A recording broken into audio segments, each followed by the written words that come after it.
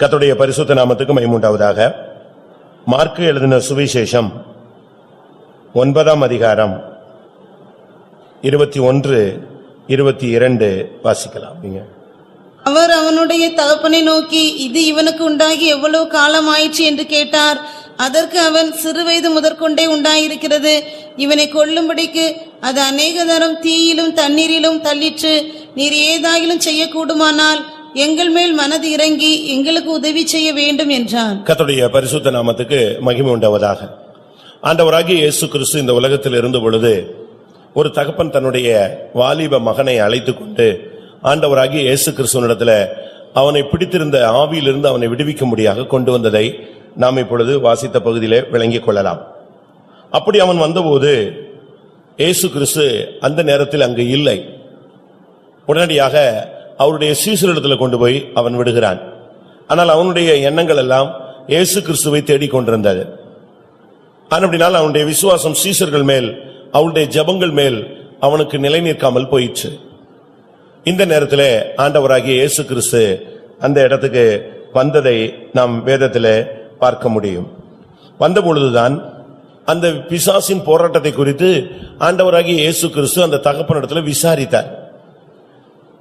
அவனுடைய தகப்பனை நோக்கி, இது இவனுக்கு உண்டாகி எவ்வளவு காலம் ஆயிற்று, இந்த போராட்டம் உண்டாகி இந்த பிசாசின் தாக்குதல் உண்டாகி எவ்வளவு காலம் ஆயிற்று.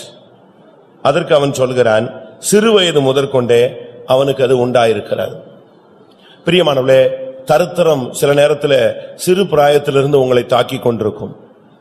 சில வியாதிகள் சிறு பிராயத்திலிருந்து உங்களை தாக்கி கொண்டிருக்கும்.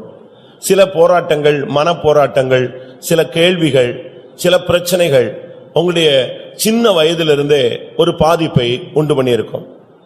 பெற்றோர்களால் பாதிக்கப்பட்ட பிள்ளைகள் உண்டு, பிள்ளைகளால் பாதிக்கப்பட்ட பெற்றோர்கள் உண்டு, நண்பர்களால் பாதிக்கப்பட்டவர்கள் உண்டு, சொந்தக்காரர்களால் பாதிக்கப்பட்டவர்கள் உண்டு. இப்படி பல விதங்களிலே இன்றைக்கு சின்ன வயசிலேயே சிலருக்கு மனக்காயங்கள், அடிக்காயங்கள், உள்ளத்தின் ஆழத்தில் உரைக்கக்கூடிய சில சம்பவங்கள் அவர்களுடைய வாழ்வையே, போக்கையே அது மாற்றி விடுகிறது. ஒரு சகோதரிக்கு தன்னுடைய தகப்பனை பார்த்தாலே ஆகாது, சுத்தமாகாது. ஏனென்றால் அவர்கள் அந்த தகப்பன் அந்த பிள்ளைகளிடத்தில் நடந்து கொண்ட விதம் அப்படிப்பட்டது. அது அவளால் தாங்கவே முடியல. இப்ப இவளுக்கு கல்யாணம் ஆகிவிட்டது, இவளுக்கு பிள்ளைகள் எல்லாம் பிறந்து விட்டது. அந்த தகப்பன் கடைசி நிமிடத்தில் போராடி கொண்டிருக்கிற ஒரு நேரம். அந்த நேரத்தில் கூட அவளுக்கு அந்த தகப்பனை பார்க்கணும், பேசணும், அவரை மன்னிக்கணும் அப்படிங்கிற தாட்டே வரல. ஏனென்றால் ஒரு பெரிய ஒரு காயம் சின்ன வயசுலேயே அந்த தகப்பன் மேல அந்த பிள்ளைக்கு உண்டாகிவிட்டது. திருப்பி நான் அவளுக்கு சொன்னேன், நம்ம சபை இல்லை, இன்னொரு இடத்துல உள்ள சபை, நீ போய் எப்படியாவது அவரோட ஒப்புரவாகிவிடு. இவள் போய் தகப்பன் இடத்துல ஒப்புரவானாள். ஆனால் அந்த தகப்பன் அப்படியே கல்லான இருதயம் போல இருந்துட்டான். போன மாசத்துல அவர் இறந்தும் போயிட்டார். அவளுக்கு ஒரே குழப்பம், நான் மன்னிப்பு கேட்டேன், ஒப்புரவாயிட்டேன், பட் அவருக்கு அதுல உணர்வே இல்லையே அப்படிங்கிற ஒரு கேள்வி. சின்ன வயசுலயே இந்த தாக்குதல் அவளுக்கு இருந்தது. அதுபோல வியாதியோ, பலவீனமோ, பிசாசோ, வறுமைகளோ, நெருக்கமான சூழ்நிலைகளோ, நிந்தை, அவமானம், கேவலங்களோ நம்முடைய வாழ்க்கையில சின்ன வயசுல இருந்து நம்முடைய வாழ்வை ஒரு வித்தியாசமான பாதையில அது கொண்டு சென்று கொண்டிருக்கலாம். அப்படி பாதிக்கப்பட்டவர்கள் நம்முடைய மத்தியிலும் இருக்க முடியும். இங்கே வேதம் சொல்லுகிறது, அந்த தகப்பனிடத்துல கேட்ட கேள்விக்கு அவர் சொல்லுகிறான், இந்த ஆவி அவனை சின்ன வயசிலேயே தாக்கிவிட்டது. அதனுடைய தாக்குதலுடைய கொடூரம் என்ன? வேதம் சொல்லுகிறது, அந்த தகப்பன் சொல்லுகிறான், இது இவனை கொல்லுகிறதற்காக ட்ரை பண்ணுகிறது. அப்படினால அது அவனை தீயில் தள்ளுகிறது, இல்லாவிட்டால் தண்ணீரில் தள்ளுகிறது. இந்த இரண்டு இடங்களும் மனிதனை கொல்லும் சக்திகள். ஒன்று தீ, மற்றொன்று தண்ணீர். தீ என்று சொல்லும் பொழுது அது ஒரு சோதனையின் பாதை. தண்ணீர் என்று சொல்லும் பொழுது அது ஒரு உலகத்தின் பாதை. இந்த உலகத்தின் பாதையில கொண்டு போய் உலக கவலை, இல்லாவிட்டால் ஐஸ்வர்யத்தின் மயக்கம். பிசாசு என்ன பண்ணுவான்னா, அவனுக்கு ஒன்னு தரத்திரத்தை கொடுத்து அவனை மொத்தமா டவுன் பண்ணுவான், இல்ல அவனை ஐஸ்வர்யனாக்கி அவனை தன்னுடைய தெய்வீகத்திலிருந்து வெளியே இழுத்துருவான். நீங்க நன்றாக புரிந்து கொள்ள வேண்டும். உங்களுக்கு ஐஸ்வர்யம் எதனால கிடைக்கிறதுன்னு நீங்க பார்க்கணும். ஐஸ்வர்யத்தை கிடைக்க போது உங்களுடைய ஸ்பிரிச்சுவல் லைஃபை நீங்க எப்படி மெயின்டைன் பண்றீங்கிறது ரொம்ப முக்கியம். ஐஸ்வர்யம் தானாய் வரும். வேதம் சொல்லுகிறது, கர்த்தர் ஆசீர்வாதம் ஐஸ்வர்யத்தை தரும். ஐஸ்வர்யத்தை சம்பாதிக்கத்தக்கதான பலனை கர்த்தர் உனக்கு தருவார். ஆசீர்வாதத்தை கொடுத்து உன்னை வெளியே இழுக்கிறதுக்கு ட்ரை பண்ணுவான். அப்படி முடியலையா, உனக்கு தரித்திரத்தை கொடுத்து உன்னை வெளியே இழுக்கிறதுக்கு ட்ரை பண்ணுவான். அதான் உலகம். உலகம் என்பது தண்ணீர் என்பது அது திரளான ஜனங்கள் மத்தியில் உள்ள ஒரு வாழ்க்கை. ஒவ்வொரு நாளும் நமக்கு தண்ணீர் தேவைங்கிறது போல டெய்லி பிரச்சனையை பிசாசு கொண்டு வந்து நிறுத்திக்கிட்டே இருப்பான். இன்னொரு பகுதியில அக்னி பரீட்சைகள். இன்னொரு விதத்துல சொல்ல போனால் தண்ணீர் என்று சொல்லுகிறது கேவலம், நிந்தை, அவமானம், கெட்ட பெயர்கள், அவப்பெயர்கள், இல்லாத பழிகள், இதுக்கு பேரும் தண்ணீர் என்று சொல்லப்பட்டிருக்கிறார். வெள்ளம் போல சத்துரு வருகிற ஒரு சூழ்நிலை வேதத்துல சுட்டி காட்டப்பட்டிருக்கிறது. இன்னொரு பகுதியில அக்னி சோதனைகள். நிக்க முடியாது, விசுவாசத்தை காத்துக்கொள்ள முடியாது, சபையில நிக்க முடியாது, ஊர்ல இருக்க முடியாது, பிசினஸ் பண்ண முடியாது, ஜெபிக்க முடியாது, சுகமா இருக்க முடியாது, மனசுல ஒரு நிம்மதி இல்லை. இப்படிப்பட்ட போராட்டங்கள். ஆனால் இவைகளுக்கு எல்லாமே ஏசாயா தீர்க்கதரிசன புஸ்தகத்துல ஏற்கனவே கர்த்தர் வாக்குத்தத்தமாக பல பதில்களை கொடுத்திருக்கிறார். நீ அக்னியில் நடக்கும்போது, நீ தண்ணீர்களை கடக்கும் போது, இது எல்லாம் தேவனுடைய பிள்ளைகளுக்கு வரக்கூடிய சூழ்நிலைகள் என்பதை தெய்வம் அறிந்து அவர்களை ஏற்கனவே பெயர் சொல்லி அழைத்திருக்கிறபடினால் இவைகள் உன்னை பற்றாது, இவைகள் உன்மேல் புரளாது என்றும் தெளிவாக அவர் சொல்லியிருக்கிறார். ஏசாயா 43:2. நீ தண்ணீர்களை கடக்கும்போது நான் உன்னோடு இருப்பேன், நீ ஆறுகளை கடக்கும்போது அவைகள் உன்மேல் புரளுவதில்லை, நீ அக்கினியில் நடக்கும்போது வேகாதிருப்பாய், அக்கினி ஜுவாலை உன் பேரில் பற்றாது. இங்கே தண்ணீர் அக்கினி ரெண்டுமே சொல்லப்பட்டிருக்கிறார். இந்த வாலிப பையனை சின்ன வயசுல இருந்து இந்த ஆவி பிடிச்சு எங்கேயாவது தீ எரிஞ்சுக்கிட்டு இருந்துச்சுன்னா இவனை போய் தள்ளி விட்டுரும். எங்கேயாவது குளிக்க எங்கேயாவது கூட்டு போனாங்க, இல்ல ஒரு அருவி கிட்ட கொண்டு போனாங்க, ஃபால்ஸ் கிட்ட கொண்டு போனாங்க, இல்ல ஏதாவது ஒரு தொட்டி கிட்ட இருந்தான்னா பட்டுன்னு அப்ப இந்த ஆவி வந்து அவனை உள்ள தள்ளிடும். ஏனென்றால் அது ஒரு வலிப்பு வல்லமை, சந்தர ரோகி, இல்லாவிட்டால் அது ஒரு ஃபிட்ஸ், காக்கா வலிப்புன்னு சொல்றாங்களே அது. இது அவனை ரெண்டு விதத்துல சேதப்படுத்துறதுக்கு ட்ரை பண்ணிக்கொண்டே இருந்தது. இந்த நேரத்தில் தான் அந்த தகப்பன் ஒரு வார்த்தை சொல்லுகிறான், நீர் ஏதாகிலும் செய்யக்கூடுமானால் எங்கள் மேல் மனதிறங்கி எங்களுக்கு உதவி செய்ய வேண்டும். இன்றைய மெசேஜ் கர்த்தருடைய உதவி. உன்னுடைய வாழ்க்கையில தேவனுடைய உதவி உனக்கு தேவை. தேவன் உனக்கு உதவி செய்ய வல்லவர்.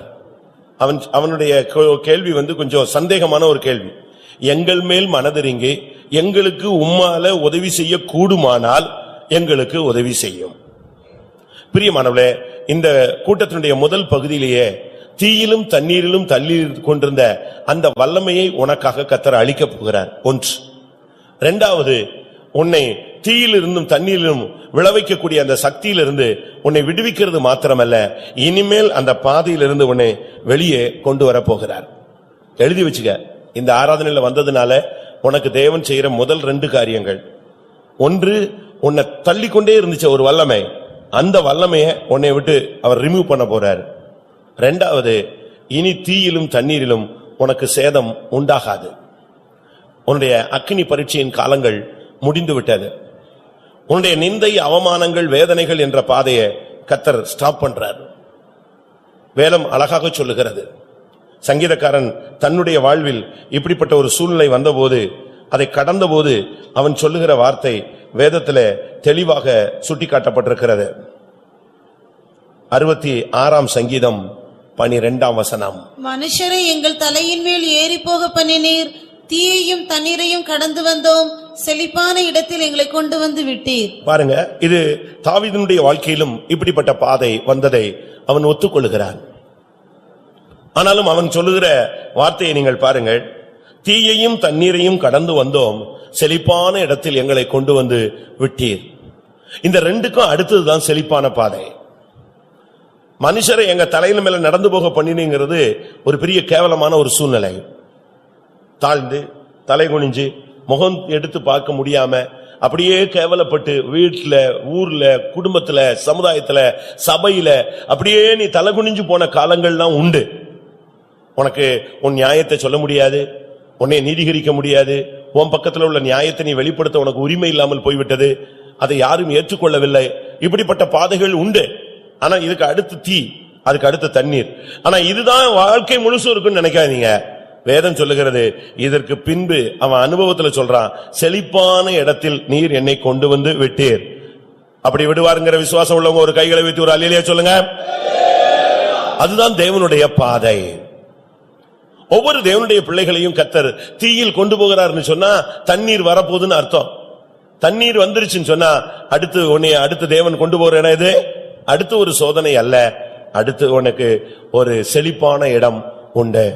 அதனால நீங்க இது ஒரு பாதை என்பதை இல்லாவிட்டால் இந்த பாடத்துல ஒரு போர்ஷன் என்பதை நீங்கள் மறந்து போக கூடாது. வேதம் சொல்லுகிறது, அந்த தகப்பன் கேட்கிறான், எனக்கு உதவி செய்யக்கூடுமானால் உதவி செய்யும். தேவன் ஒரு மனிதனுக்கு உதவி செய்ய அவர் வல்லவர். இன்றைக்கு கர்த்தர் இந்த கூட்டத்துல உனக்கு உதவி செய்யும் தெய்வமாக அவர் வந்திருக்கிறார். முதலாவது அந்த பிள்ளையை விடுவிக்கணும், அதுதான் அவனுடைய தாட். அது எதை காண்பிக்கிறது? அவனுக்கு ஒரே பிள்ளை. வேதம் சொல்லுகிறது அது அவனுக்கு ஒரே பிள்ளை. அந்த ஒத்தைக்கு ஒரு பிள்ளையை வச்சுக்கிட்டு அவன் படுற கஷ்டம் அது பயங்கர கொடூரமாக இருந்தது. வேதனையோடு காணப்பட்டான். அந்த ஒரே பிள்ளைக்கு இப்படிப்பட்ட ஒரு பாதிப்பு இருந்தது. இந்த ஒரே பிள்ளை என்பது நம்முடைய ஜீவியத்தில் உள்ள ஆண் பிள்ளையை காண்பிக்கிறது, இல்ல ஜெய ஜீவியத்தை காண்பிக்கிறது. வெளிப்படுத்தல் 12ஆம் அதிகாரம் 4-5 வசனங்களிலே ஒரு ஆண் பிள்ளையை குறித்து சொல்லி இருக்கிறது. அந்த ஆண் பிள்ளையை குறித்த தேவனுடைய திட்டம் சிங்காசனத்துக்கு போவது. ஆனால் அந்த ஆண் பிள்ளையை குறித்த தேவனுடைய பிசாசின் திட்டம் அந்த குழந்தையை விழுங்குவது அவனுடைய திட்டம். 4ஆம் வசனம் வாசிங்க. அதன் வாள் வானத்தின் நட்சத்திரங்களில் 1/3 பங்கு இழுத்து அவைகளை பூமியில் விழத்தள்ளிற்று. பிரசவ வேதனைப்படுகிற அந்த ஸ்திரீ பிள்ளை பெற்றவுடனே அவளுடைய பிள்ளையை பட்சித்து போடும்படிக்கு அந்த வலு சர்ப்பம் அவளுக்கு முன்பாக நின்றது. அந்த பிள்ளையை விழுங்குகிறது, அதாவது தீயில தள்ளி விடுறது, தண்ணீர்ல தள்ளி விடுறது, சான்ஸ் கிடைச்சா விழுங்கிறது. எப்படி ஆயினும் அந்த குழந்தைய விழுங்குறது தான் பிசாசின் திட்டம். ஆனா தேவனுடைய திட்டம் என்னன்னா, அந்த குழந்தைய சிங்காசனத்துக்கு கொண்டு போகிறது தேவனுடைய திட்டம். எது சரியான திட்டம்னு நீங்க பாருங்க. ஆனா இந்த பிள்ளைய அழிக்கிறதுக்காக தீயிலும் தண்ணீரும் தள்ளிவிட்டு அந்த ஆண் பிள்ளையை அழித்து விடும்படியாக சிறு வயதிலிருந்து அந்த வல்லமை அவனோடு போராடி கொண்டே இருந்தது. இந்த தகப்பனும் எவ்வளவோ முயற்சி எடுத்தான், தன்னுடைய பிள்ளை பாதுகாக்கப்பட வேண்டும், தீயில அழிந்து போய்விடக்கூடாது, தண்ணீரில் மூழ்கி விடக்கூடாது, அவன் கருகி விடக்கூடாது, சுட்டரிக்கப்பட்டு விடக்கூடாது, அவனுடைய வாழ்க்கை நஷ்டப்படக்கூடாது என்பதில் அந்த தகப்பன் எவ்வளவோ கவனமாக இருந்தாலும் இந்த வல்லமை போராடி கொண்டே இருந்தது. இந்த இடத்துல தான் அவன் கேட்கிறான், ஆண்டவரே எங்களுக்கு உதவி செய்ய கூடுமானால் எங்களுக்கு உதவி செய்யும். இன்றைக்கு தெய்வம் நம்முடைய ஆராதனையில இங்கே கடந்து வந்திருக்கிற ஒவ்வொருவருக்கும் உதவி செய்யும் தெய்வமாக வந்திருக்கிறார். அதை நீங்கள் விசுவாசியுங்கள். நீங்கள் எந்த சூழ்நிலையில நீங்கள் போய்க் கொண்டிருந்தாலும், தண்ணீரில் நீங்கள் மூழ்கி கொண்டிருந்தாலும் கர்த்தர் உங்களுக்கு உதவி செய்ய வல்லவர். நீங்கள் அக்னியின் பாதையிலே நீங்கள் போய்க் கொண்டிருந்தாலும் அங்கேயும் உங்களுக்கு அவர் உதவி செய்ய வல்லவர். வேதம் சொல்லுகிறது, சாத்ராக் மேஷாக் ஆபேத்நேகோ பயங்கரமான எழுத்தின் பிரகாரமான ஒரு அக்னி சூளை. வேதம் சொல்லுகிறது 7 மடங்கு அது அக்னி சூளை இருந்தது. ஆனால் என்ன நடந்தது? அவர்கள் வெந்து போகவில்லை. ஏசாயா 43:2 அங்கே திட்டமாய் நிறைவேற்றப்பட்டதை நீங்கள் பார்க்கலாம். நீ அக்னியில் நடக்கும்போது நீ வேகாதிருப்பாய். திரளான தண்ணீர்களை கடக்கும் போது அவைகள் உன்மேல் புரளுவதே இல்லை. நீங்க பாருங்க, செங்கடலை கடந்தத நீங்க சிந்திச்சு பாருங்க. அந்த தண்ணீர்ல இறங்குறாங்க, ஸ்கோல் நீட்டின உடனே தண்ணீர் அப்படியே பிரியுது. வேதம் சொல்லுகிறது ஒரு பெரிய மதில் போல தண்ணீர் நின்றது. தண்ணி எப்படி மதில் மாதிரி நிற்கும்? ஐஸ் கட்டி ஆயிடுச்சுன்னு அர்த்தம். அடுத்த செகண்ட் கர்த்தர் அதை உலர்ந்த தரையாய், அதை நீங்க ஒரு ஆராய்ச்சியில நான் படிச்சு பார்த்தேன் ஒரு புக்ல. அதாவது தேவன் அந்த செங்கடலை பிளக்கிறதுக்கு அந்த டைம் மோசே கோல்களை நீட்டினான், செங்கடல் 2ஆக பிளந்தது, ஜனங்கள் கடந்து போனார்கள். இது ரொம்ப சிம்பிளான வார்த்தை, கேட்கறதுக்கு ரொம்ப ஒண்ணுமே இல்ல, சுவாரஸ்யம் இல்லாத ஒரு கதை மாதிரி இருக்கும். ஆனா நீங்க யோசிச்சு பாருங்க, பூமி உண்டானது முதற்கொண்டு அது ஒரு கடலாக இருந்த இடம், சேரும் சகதியுமான இடம், பயங்கர கரடு முரடான இடம். ஆனா தெய்வன் அந்த இடத்துல அந்த கோலை நீட்டி பிரிக்கும் போது ஒரு பெரிய ஹீட் ப்ராசஸ் உண்டு பண்ணாரு. உடனே இந்த தண்ணி அப்படி அக்னி மதில் போல, அது மதில் போல நின்றுச்சு. இங்க ஹீட் process உள்டார் பாருங்களா. இது எல்லாமே உலர்ந்த பைபிள் சொல்லுகிறது. அவர்கள் உலர்ந்த தரை வழியாக என்ன செஞ்சார்கள்? அதை கடந்து போனார்கள். இப்ப கண்டுபிடிச்சிருக்காங்க அந்த இடம் எப்படிப்பட்ட இடம். சமீபத்திய ஆராய்ச்சியில அது கண்டுபிடிக்கப்பட்டிருக்கு. இப்ப அந்த இடத்துல போய் ஆராய்ச்சி பண்ணா பார்வோனுடைய ரதத்தினுடைய அந்த சக்கரங்கள் எங்க கிடக்கு? அங்க கிடக்குதான். பார்வோன் அந்த காலத்துல பார்வோன் எகிப்துல பின்னால வந்து அந்த செங்கடல்ல நெஞ்சிட்டான், மூழ்கடிக்கப்பட்டு அழிஞ்சு போயிட்டாங்க. இன்னைக்கு கண்டுபிடிச்சு அந்த ரதத்தினுடைய அந்த சேரட்டுடைய வீல்கள் அங்க கிடக்கு. அந்த பாதையில கர்த்தர் எவ்வளவு அருமையாக அவங்கள சேரும் சகதியும் இல்லாம உலர்ந்த தரை வழியா நடத்தி கொண்டு போனார். இது ஒரு விஷயம் அல்ல. அடுத்து நீங்க பாத்தீங்கன்னா யோர்தான். யோர்தானை பத்தி பைபிள் சொல்லி இருக்கிறது, கரை புரண்டு ஓடுகிற யோர்தான். கரையிலேயே அரிச்சுக்கிட்டு போகும். அதையே அப்படியே பிரேக் பண்ணி உடன்படிக்கை பெட்டியை உள்ள விட்டு ஊழியர்களுடைய பாதங்கள் பட்ட உடனே அதை ரெண்டு அப்படியே பிளக்க வச்சார். அதுலயும் பாருங்க ஜனங்கள் உலர்ந்த தரை வழியாக, அதாவது செங்கடலை விட யோர்தான்ல தான் 2000 முழம் அப்படின்னா எவ்வளவு? 3000 அடி. பெட்டி இருக்கிற இடத்துல இருந்து 3000 அடி கேப்ல தான் யார் போனா? தாண்டி தான் ஜனங்கள் போனாங்க. அப்ப அதையும் தாண்டி தேவன் வழியை உண்டு பண்ணி வச்சிருந்தார். லட்சக்கணக்கான ஜனங்கள் நடந்து போக முடியாது. அப்படினால் தீயையும் தண்ணீரையும் நாம் கடந்து வந்து கொண்டிருக்கிறோம். ஆனா ஒன்று வாக்குத்தத்தம், அவைகள் உன்மேல் புரளாது, அவைகள் உன்மேல் பற்றாது. ஆனா இங்க இந்த வாலிப பையனை இந்த வல்லமை அடிக்கடி தாக்கி கொண்டே இருந்தது. அப்பதான் அவன் கேட்கிறான், ஆண்டவரே எனக்கு உதவி செய்யும். அந்த உதவி என்னன்னு சொன்னா 2 காரியம். ஒன்று, அந்த ஆவி நிறுத்தப்படுகிறது. அந்த ஆவி போனாலே எல்லாமே போயிடும். இன்றைக்கு எத்தனை பேருக்குள்ளே இப்படிப்பட்ட மிகப்பெரிய போராட்டங்கள்ல நீங்க போய் கொண்டிருக்கிறீர்கள்? உங்களுக்கு தான் தேவன் இந்த பிரசங்கத்தை பண்ண சொல்றார். நான் தீயிலே போய் கொண்டிருக்கிறவர்களுக்கு உதவி செய்ய போகிறேன். அக்கினி பாதையிலே போய் கொண்டிருக்கிறவர்களுக்கு நான் உதவி செய்ய முடியாக என்னுடைய கரத்தை நீட்டுகிறேன். அப்ப அவன் சொல்றான், எங்கள் மேல் மனதிறங்கி எங்களுக்கு நீர் உதவி செய்ய வேண்டும் ஆண்டவரே. அந்த வார்த்தை இயேசுவை அதிகமாய் தொட்டது. எங்களுக்கு உதவி செய்யும். அவர் மனிதனுக்கு உதவி செய்ய முடியாகத்தான் அவர் பரலோகத்தை விட்டு கீழே இறங்கி வந்தார்.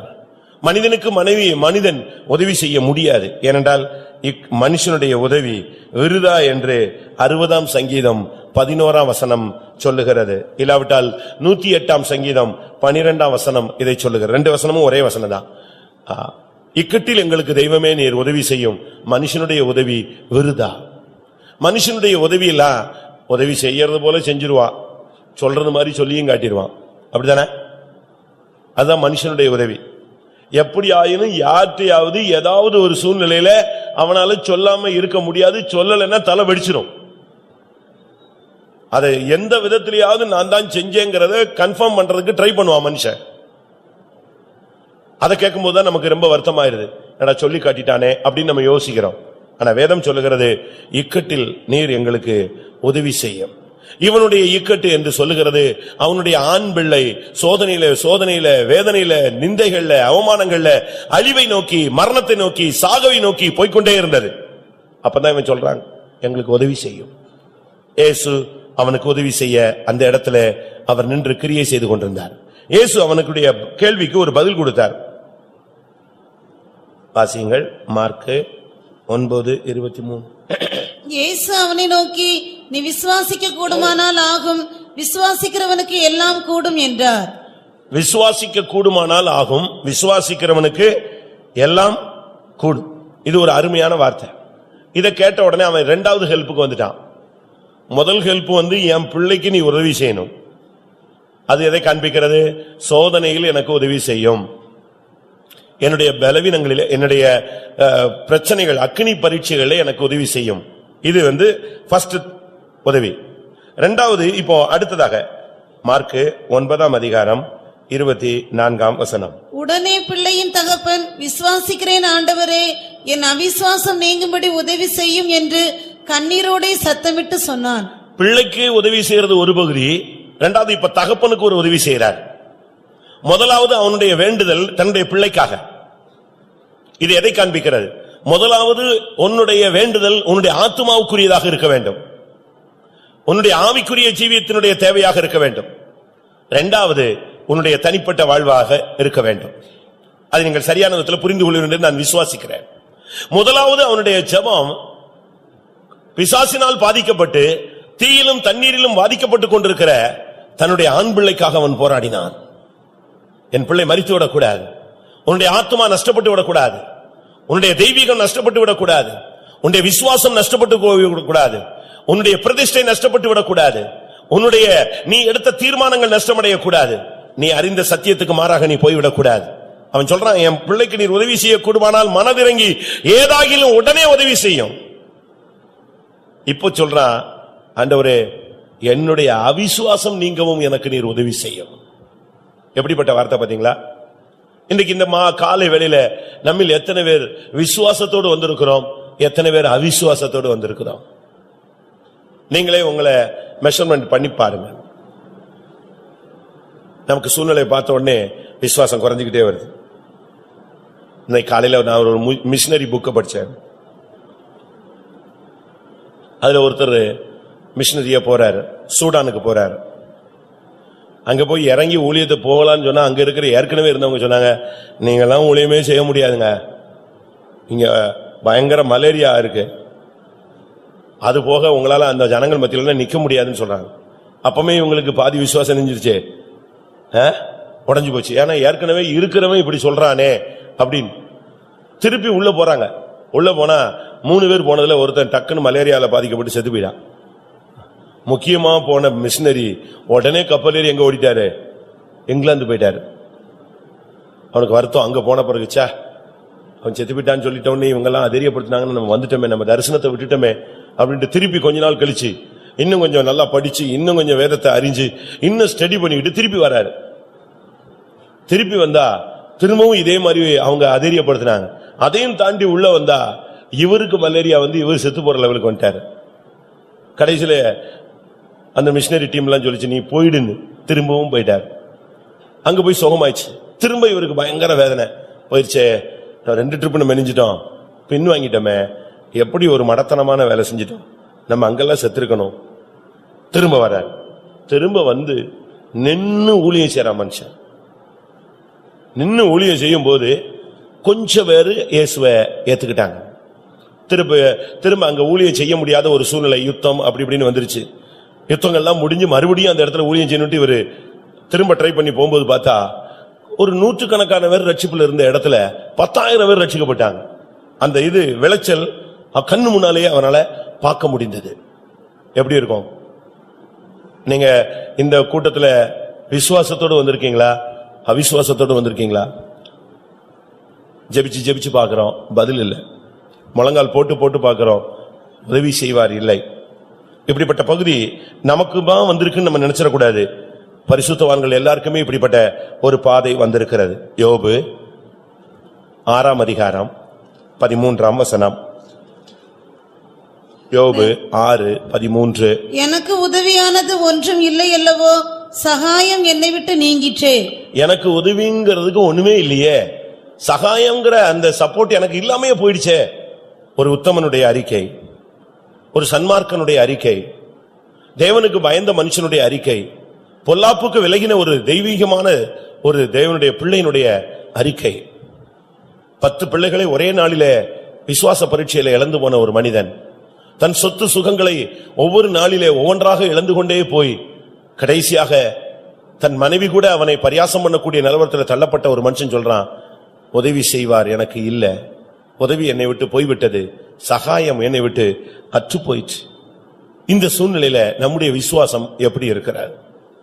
பிரியமானவர்களே, கர்த்தர் இன்றைக்கு முதலாவது உன்னுடைய ஆண் பிள்ளையோடு இல்லாவிட்டால் உன்னுடைய ஜெயஜீவியத்தோடு சிங்காசனத்தை சுதந்திரிக்க போகிற உனக்குள்ள இருக்கிற அந்த விலையேற பெற்ற ஜீவனுக்கு விரோதமாய் போராடின அசுத்த ஆவியை நிறுத்தும்படியாக, அந்த வல்லமையை கடிந்து கொள்ளும்படியாக, அந்த விஷயத்தில் உனக்கு உதவி செய்யும்படியாக அவர் கடந்து வந்திருக்கிறார். இரண்டாவது, அவர் உனக்கு உதவி செய்யற காரியம் மிகவும் முக்கியமானது. உன்னுடைய அவிசுவாசம் நீங்கும்படியாய் அவர் உனக்கு உதவி செய்ய போறார். அவன் எப்படி சொன்னான் தெரியுமா? வாசிங்க மறுபடியும் 24ஆம் வசனம். உடனே பிள்ளையின் தகப்பன், விசுவாசிக்கிறேன் ஆண்டவரே, என் அவிசுவாசம் நீங்கும்படி உதவி செய்யும் என்று கண்ணீரோட சத்தமிட்டு சொன்னான். அவன் அழுகுறான். என்னுடைய அவிசுவாசம் என்னை விட்டு போகட்டும், எனக்கு இந்த அவிசுவாசம் உள்ள இருதயம் எனக்கு வேண்டாம். பைபிள் சொல்லுகிறது அவிசுவாசம் உள்ள பொல்லாத இருதயம் உங்களில் இராதபடி நீங்கள் என்ன செய்யுங்கள், எச்சரிக்கையா இருங்கள் சொல்லியிருக்கு. அவிசுவாசம் மட்டும் தயவு செய்து ஒரு விசுவாசிக்குள்ள வரவே கூடாது. அது வந்துருச்சுன்னு சொன்னா பிசாசுக்கு நம்ம கதவை ஃபுல்லா திறந்து விட்டுட்டோம்னு அர்த்தம். எப்போ ஒரு மனுஷனுக்குள்ள அவிசுவாசம் வருதோ அந்த நிமிஷமே அது நம்மளை விட்டு தேவனை விட்டு வெளியே கொண்டு போயிடும். எபிரேயர் நிருபம் 3ஆம் அதிகாரம் 12ஆம் வசனம். சகோதரரே, ஜீவனுள்ள தேவனை விட்டு விலகுகிறதற்கு ஏதுவான அவிசுவாசமுள்ள பொல்லாத இருதயம் உங்களில் ஒருவனுக்குள்ளும் இராதபடிக்கு நீங்கள் எச்சரிக்கையா இருங்கள். இந்த விஷயத்தில் நீங்க ரொம்ப கவனமா இருக்கணும். அந்த பிள்ளையினுடைய தகப்பன் சொல்றான், என்னுடைய அவிசுவாசம் நீங்கணும். அப்படின்னா என்ன அர்த்தம்? சின்ன வயசுல இருந்து இந்த பிசாசு போராடிக்கிட்டே இருக்கு, இவனுக்கு இது போகுங்கிற ஒரு விசுவாசமே வரல. இந்த பிள்ளைக்கு சுகம் கிடைக்கும், இந்த பிள்ளைக்கு விடுதலை கிடைக்கும், இது தீயும் தண்ணீரையும் ஜெயிச்சிரும், இது நிலைத்திருக்கும், இந்த பிள்ளையை கர்த்தர் விடுதலை ஆக்குவார் என்கிற நிச்சயமே அவனுக்கு சுத்தமா போயிடுச்சு. ஏனென்றால் கொடூரம் கூடிக்கிட்டே தான் வருதே தவிர விடுதலையின் வல்லமை அவனை சந்திக்கவே இல்லை. அவனுக்கு பாசிட்டிவா எதுவுமே நடக்கல, நடந்து கொண்டிருக்கலாம் நெகட்டிவா நடந்ததுனால அவனுக்கு அப்படி ஒரு சிந்தை இருந்தது. இன்னைக்கு நமக்கு எப்படி இருக்கிறதுன்னு பாருங்க. இந்த அவிசுவாசம் என்பது ஒரு பொல்லாத வல்லமை. இன்னும் சொல்ல போனால் அவிசுவாசம் தேவனுடைய கரங்களை கட்டி விடுகிறது. அந்த இடத்துல இயேசுவே செய்ய முடியாது, ஒண்ணுமே பண்ண முடியாது. மனிதகுமாரனானாலும் தேவகுமாரனானாலும் அற்புதங்களை செய்கிறவரானாலும் அதிசயங்களை செய்கிற ஒன்றான மெய்தேவனாலும் அந்த இடத்துல ஒன்றுமே செய்ய முடியாது. அவர்களுடைய அவிசுவாசத்தின் நிமித்தம் அவர் அநேக அற்புதங்களை செய்யக்கூடாமல் போயிற்று. அப்ப அவிசுவாசம் எந்த இடத்துல இருக்கோ தேவன் அந்த இடத்துல கிரியை செய்ய முடியாதவராய் கைகள் கட்டப்பட்டவராய் நின்று கொண்டிருப்பார். அதனால தான் வேதம் சொல்லுகிறது, அவிசுவாசமான அந்த பொல்லாத இருதயம் ஜீவனுள்ள தேவனை விட்டு உன்னை விலக்கிவிடும். அப்படிப்பட்ட இருதயம் உனக்குள் இராதபடி எச்சரிக்கையா இருக்கு என்று சொல்லி இருக்கிறது. உயிர்த்தெழுந்த இயேசு 2 காரியத்துல சீசர்களை சத்தம் போட்டார். உயிர்த்தெழுந்த இயேசு 2 காரியத்துல சத்தம் போட்டார். ஒன்று அவருடைய இருதய கடினம், 2வது அவருடைய அவிசுவாசம். மார்க்கு எழுதின சுவிசேஷம் 16ஆம் அதிகாரம் 14ஆம் வசனம். அதன் பின்பு 11 போஜன பந்தியில் இருக்கையில் அவர்களுக்கு அவர் தரிசனமாகி உயிர் தெழுந்திருந்த தம்மை கண்டவர்களை அவர்கள் நம்பாமற் போனது நிமித்தம் அவர்களுடைய அவிசுவாசத்தை குறித்தும் இருதய கடினத்தை குறித்தும் அவர்களை கடிந்து கொண்டார். உயிர் தெழுந்த இயேசு சத்தம் போடுறார், இந்த இடத்துல நீங்க இந்த விஷயத்துல ரொம்ப கவனமா இருக்கணும், ஏன் அவிசுவாசப்படுறீங்கன்னு சொல்றார். அதனால நமக்கு இந்த நாட்கள்ல அவிசுவாசத்தை நீங்க முடியாக கண்ணீரோடு செபிக்கணும். ஆண்டவரே விசுவாச கண்கள் தாரும், விசுவாச சிந்தை தாரும். நமக்கு பாருங்க, பாஸ்டர் டிவி சொன்ன ஒரு சம்பவம் எனக்கு ஞாபகத்துல வருது. உங்களுக்கு எல்லாருக்கும் நான் சொல்லியிருக்கேன், நீங்களும் பல இடங்கள்ல நீங்க கேட்டிருப்பீங்க. காஷ்மீர்ல ஒரு குழந்தை பிறக்குது, அந்த பிள்ளைக்கு கண்ணு இல்ல, 2 கண்ணு இல்ல, குழி விழுந்து கிடக்குது. அப்ப அந்த பிள்ளையை பெத்து எடுத்த அந்த பெண்ணுக்கு பயங்கர வருத்தம், இப்படி ஒரு பிள்ளையை பெத்துட்டோமே. அந்த பிள்ளை அந்த சகோதரியுடைய மாமியார் அங்க உட்கார்ந்து இருந்தாங்க. அவங்க அப்படியே பார்த்துட்டு தாம் பையனுக்கு இப்படி ஒரு குழந்தை, கண்ணு இல்லாத 2 கண்ணு இல்லாத ஒரு குழந்தை பிறந்துருச்சேன்னு சொல்லி 2 பேரும் உட்கார்ந்து அழ ஆரம்பிச்சிட்டாங்க. அந்த ஹாஸ்பிட்டலே ஒரு சாவு வீடு மாதிரி இருந்துச்சு. பிள்ளை பிறந்துச்சுங்கிற செய்தி கேட்டு புருஷன் வந்தாங்க, வாலிப பையன். அவன் வந்தான், அவன் விசுவாசி, இவங்களும் விசுவாசி தான். இப்ப வந்துட்டான். வந்து பார்க்கும்போது அம்மாவும் மனைவியும் ஓன்னு அழுதுகிட்டு இருக்கிறத பார்த்த உடனே பிள்ளைக்கு ஏதோ ஆயிடுச்சு போல் இருக்கேன்னு சொல்லிட்டு அவன் என்ன ஆச்சு, பிள்ளை நல்லா தானே இருக்குது, என்ன ஆச்சுன்னு சொன்ன. நல்லா பாருப்பா, பிள்ளைக்கு என்ன இல்ல, 2 கண்ணும் இல்ல, இப்படி ஒரு பிள்ளை பிறந்துருச்சு நம்ம சந்ததிக்கு அப்படின்னு சொல்லி அவங்க அழுதாங்க. அவன் சொன்னானா, இதுக்கு ஏன் அழணும் அப்படின்னாங்க, இதுக்கு ஏன் அழணும் அப்படின்னாங்க. உடனே அவங்க சொன்னாங்களா, என்ன இவன் என்ன புத்தி பதிலிச்ச மாதிரி பேசுறான், 2 கண்ணும் இல்லை, இதுக்கு அழாம என்ன சிரிக்க வச்சுவாங்க. அப்ப அந்த பையன் சொன்னானா, அந்த வாலிப பையன், இது இந்த குழந்தைய கொடுத்த கர்த்தர் 2 கண்களையும் தரமாட்டாரா, நிச்சயமா என் பிள்ளை கண்ணு தருவாரு, நீங்க ஏன் அழுவுறீங்கன்னு சொன்னாங்க. பாருங்க, அவனுடைய விசுவாசத்தை கனப்படுத்தி கொஞ்ச நாள்ல 2 கண்ணு முளைச்சிருச்சு. எப்படி இருக்குன்னு பாருங்க. தேவனால் கூடாதது ஒன்றுமே கிடையாது. ஆனா உன்னுடைய விசுவாசம் தான் அங்க நிக்கிற முக்கியமான விலை மதிப்புள்ள ஒரு பொருள். அதனாலதான் சொல்லி இருக்கிறது, அருமையான விசுவாசம், விலையேறப்பட்ட விசுவாசம், ஒரு விசை ஒப்புவிக்கப்பட்ட விசுவாசம், மகா பரிசுத்தமான விசுவாசம். இந்த விசுவாசங்கிறது அதுக்கு ஈடாக எதையுமே பண்ண முடியாது. அந்த அளவு நம் தேவன் மேல நமக்கு பயங்கரமான ஒரு விசுவாசம் என்ன செய்யணும், இருக்கணும். அதை நீங்க பயிற்சி வைக்கணும். அதை பயிற்சி வைக்கணும்னா நீங்க பைபிளை நல்லா படிங்க. விசுவாச வீரர்கள் எபிரேயர் 11 உட்கார்ந்து கரைச்சு குடிச்சிருங்க. பிள்ளை இல்லாதவங்களுக்கும் அங்க இருக்கு, காணிக்கை செலுத்துறவனுக்கும் இருக்கு, ரத்த சாட்சியா மரிக்கிறவனுக்கும் அங்க இருக்கு, எல்லா பகுதியிலும் ராபோஜனம் எடுக்கிறவனுக்கு அங்க இருக்கு, விசுவாச போராட்டத்தில் நிக்கிறவனுக்கு அவனுக்கு எல்லாம் விசுவாசத்தினாலே விசுவாசத்தினாலே விசுவாசத்தினாலே விசுவாசத்தினாலே எல்லாமே அவங்க பை ஃபெய்த் எல்லாமே அப்படித்தான் நடப்பித்தாங்க. நமக்கு எத்தனை பேருக்கு அப்படிப்பட்ட ஒரு விசுவாசம் இருக்கு? இந்த இடத்துல இந்த தகப்பன் தன்னுடைய குறைய ஒத்துக்கிட்டான். ஒரே ஒரு ஜெபம் சொல்றா, என்னுடைய அவிசுவாசம் நீங்கிறதுக்கு எனக்கு என்ன செய்யுங்க, நீங்க அதுக்கும் யார் தான் ஹெல்ப் பண்ணணும்? விசுவாசத்தை துவக்கிறவரும் முடிக்கிறவரும் ஆகிய அவர் தான் உதவி செய்ய முடியும். ஏனென்றால் அவர் விசுவாசத்தில் வல்லவர். அவருக்கு பயங்கரமான விசுவாசம். யோவான் 14:1 நீங்க பார்த்தீங்கன்னா, என்னிடத்திலும் தேவனிடத்திலும் விசுவாசமாயிருங்கள், என்னிடத்திலும் விசுவாசமாய் இருங்கள். ஆனா மூல பலி போயிருப்பில் அப்படி இல்லையா? என்னுடைய விசுவாசம் உடையவர்களாய் இருங்கள், தேவனுடைய விசுவாசம் உடையவர்களாயும் இருங்கள். என் மேல மட்டும் நீ விசுவாசத்தை வச்சா போதாது, எங்களுடைய விசுவாசம் உனக்கு வரணும்னு சொல்றாரு. ஆண்டவர் மேல ஒரு மனிதன், ஆண்டவரே நீர் என்னை தப்புவிப்பீர்ங்கிற விசுவாசம் வைக்கிறத விட, ஆண்டவர் எப்படி விசுவாசிக்கிறார்? ஆண்டவர் எப்படி விசுவாசித்தாரு? உலகங்கள் உண்டாக கடவது, உண்டாயிற்று. தம்முடைய வல்லமையுள்ள வசனத்தினால் அதை தாங்குறார், தாங்கிக்கிட்டே இருக்கிறார். என்னென்ன அவர் சொன்னாரோ அது அப்படி நடந்துச்சு. அதனாலதான் அந்த இடத்துல சொல்லி இருக்கிறது இயேசுவினுடைய விசுவாசம். இங்கே சொல்லி இருக்கிறது வேதம், அவன் அழுதுட்டான், அந்த தகப்பன் ஓன்னு அழுதுட்டார். ஏனென்றால் விசுவாசம் இப்ப உள்ள வரப்போகுது. கர்த்தர் அவனுக்கு உதவி செய்ய போறார். இந்த உதவி வந்த உடனே அந்த பிள்ளைக்கு விடுதலை கிடைச்சிருச்சு. விசுவாசம் எங்க இருக்கோ அங்கே மகத்துவங்களை நீங்கள் காணலாம். நீ விசுவாசித்தால் தேவனுடைய மகிமையை காண்பாய். இதெல்லாம் ரொம்ப சின்ன பிள்ளைகளுக்கு சொல்லிக் கொடுக்கிற ஒரு சத்தியம். ஆனா அவிசுவாசம் நீங்க வேண்டியது அவசியம். உங்களுடைய விசுவாசத்தை கொஞ்சம் கூட நீங்க அசைக்கவே விடக்கூடாது. அந்த எவரினுடைய இல்லாவிட்டால் ஒரு மனுஷன் தான் பிள்ளைக்காக ஜெபிக்க வர்றான், இவர் கூட போறாரு. கூட போய்கிட்டு இருக்கும் போதே ஒரு குரூப் சொல்லுது, போதகரை வருத்தப்படுத்த வேண்டாம், பிள்ளை என்ன செஞ்சது, செத்து போய்விட்டது. எப்படி இருக்கும் பாருங்களேன். ஏசு நான் குணமாக்குறேன்னு கூப்பிட்டுட்டு வர்றாரு, தகப்பனும் பரம தகப்பனும் வர்றாங்க, 2 பேரும் வந்துகிட்டு இருக்காங்க. வர்ற வழியில ஒரு குரூப் சொல்லுது, எதுக்கு நீங்க போதகரை கூட்டு அலைஞ்சுக்கிட்டு இருக்கீங்க, அவரை விட்டுருங்க, அவர் போட்டும். யார் செத்து போயிட்டா? பிள்ளை செத்து போயிருச்சு. அதை கேட்ட உடனே அந்த பிள்ளையினுடைய தகப்பன் இயேசுவை பார்க்கிறான். இயேசு சொல்றாரு, பயப்படாத, எப்படி இரு, விசுவாசமாயது, பிள்ளை மரிக்கவில்லை. அருமையா சொல்றாரு அந்த வார்த்தை. அந்த தகப்பன் யாரதான் பார்க்கிறான்? அந்த அவிசுவாசம் அந்த சூழ்நிலை மாறின உடனே யார பார்க்கிறான்? வாசிங்க, அப்படிப்பட்ட ஒரு இடத்தை வாசிங்க. மார்க் 5:35. அவர் இப்படி பேசிக் கொண்டிருக்கையில் ஜெப ஆலய தலைவனுடைய வீட்டிலிருந்து சிலர் உம்முடைய குமாரத்தை மரித்து போனால் இனி ஏன் போதகரை வருத்தப்படுத்துகிறீர் என்றார்கள். அவர்கள் சொன்ன வார்த்தையை இயேசு கேட்டவுடனே ஜெப ஆலய தலைவனை நோக்கி, பயப்படாதே, விசுவாசம் உள்ளவனாய் இரு என்று சொல்லி. எப்படி இருக்கும்? பட்டுன்னு சொல்றாரு, பயந்துராத, விசுவாசத்தோட விசுவாசத்தோட நான் கூட நிக்கிறேன். எப்படிப்பட்ட ஒரு வார்த்தை! பிரியமானவர்களே, இந்த கூட்டத்துல யாரெல்லாம் என்னென்ன காரியத்துல உங்களுக்குள்ள உண்மையான இல்லாவிட்டால் வெளியரங்கமான ஒரு அவிசுவாசம் இருக்கோ, கர்த்தர் இன்றைக்கு உங்களுக்கு உதவி செய்ய முடியாக நீங்கள் மன்றாடுங்க. ஏனென்றால் நடைமுறையில சில காரியங்கள் நமக்கு சாத்தியம் இல்லை, சில காரியங்கள் முடியாது. ஆனா அது தேவனால் என்ன செய்யும்? முடியும். சில காரியம் நடக்காது, ஆனால் தேவனால் என்ன செய்யும்? நடக்கும். ஒண்ணுமே முடியாதுன்னு சொல்றதெல்லாம் தேவனுக்கு ரொம்ப சுலபமான ஒரு காரியம். இந்த இடத்துல அந்த மனுஷன் சொல்றான், என்னுடைய அவிசுவாசம் நீங்கும்படி உதவி செய்யும். ஒன்று, கர்த்தர் உன்னுடைய ஜெய ஜீவியத்துக்கு உதவி செய்ய போகிறார். இரண்டாவது, உன்னுடைய அவிசுவாசம் நீங்கும்படி அவர் உனக்கு உதவி செய்ய போகிறார்.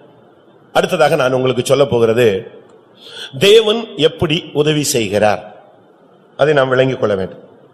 ஒன்று, மனிதர்களை அனுப்பி நமக்கு உதவி செய்கிறார். இரண்டாவது, தூதனை அனுப்பி அவர் உதவி செய்கிறார். மூன்றாவது, அவரே நேராக நமக்கு உதவி செய்கிறார். இயேசு எப்படி அந்த ஆண் பிள்ளைக்கு உதவி செய்தது போல, அந்த தகப்பனுடைய அவிசுவாசம் நீங்கும்படி உதவி செய்தது போல, பிதா இல்லாவிட்டால் குமாரன் இல்லாவிட்டால் பரிசுத்த ஆவியானவர் எப்படி நமக்கு உதவி செய்கிறார் என்பதை நாம் விளங்கிக் கொண்டு நாம் திரும்பி போனால் நலமாய் இருக்கும். ஒரு சில இடங்கள்ல தேவன் டைரக்டா வரணும்னு நம்ம எதிர்பார்க்கிறோம். ஒரு இடத்துல பயங்கரமான வெள்ளம், வெள்ளம் வருதுன்னு சொல்லிட்டாங்க. ஓடி போயிரு, தப்பிச்சிரு அப்படின்னு அனௌன்ஸ்மெண்ட் நடந்துகிட்டே இருக்கு.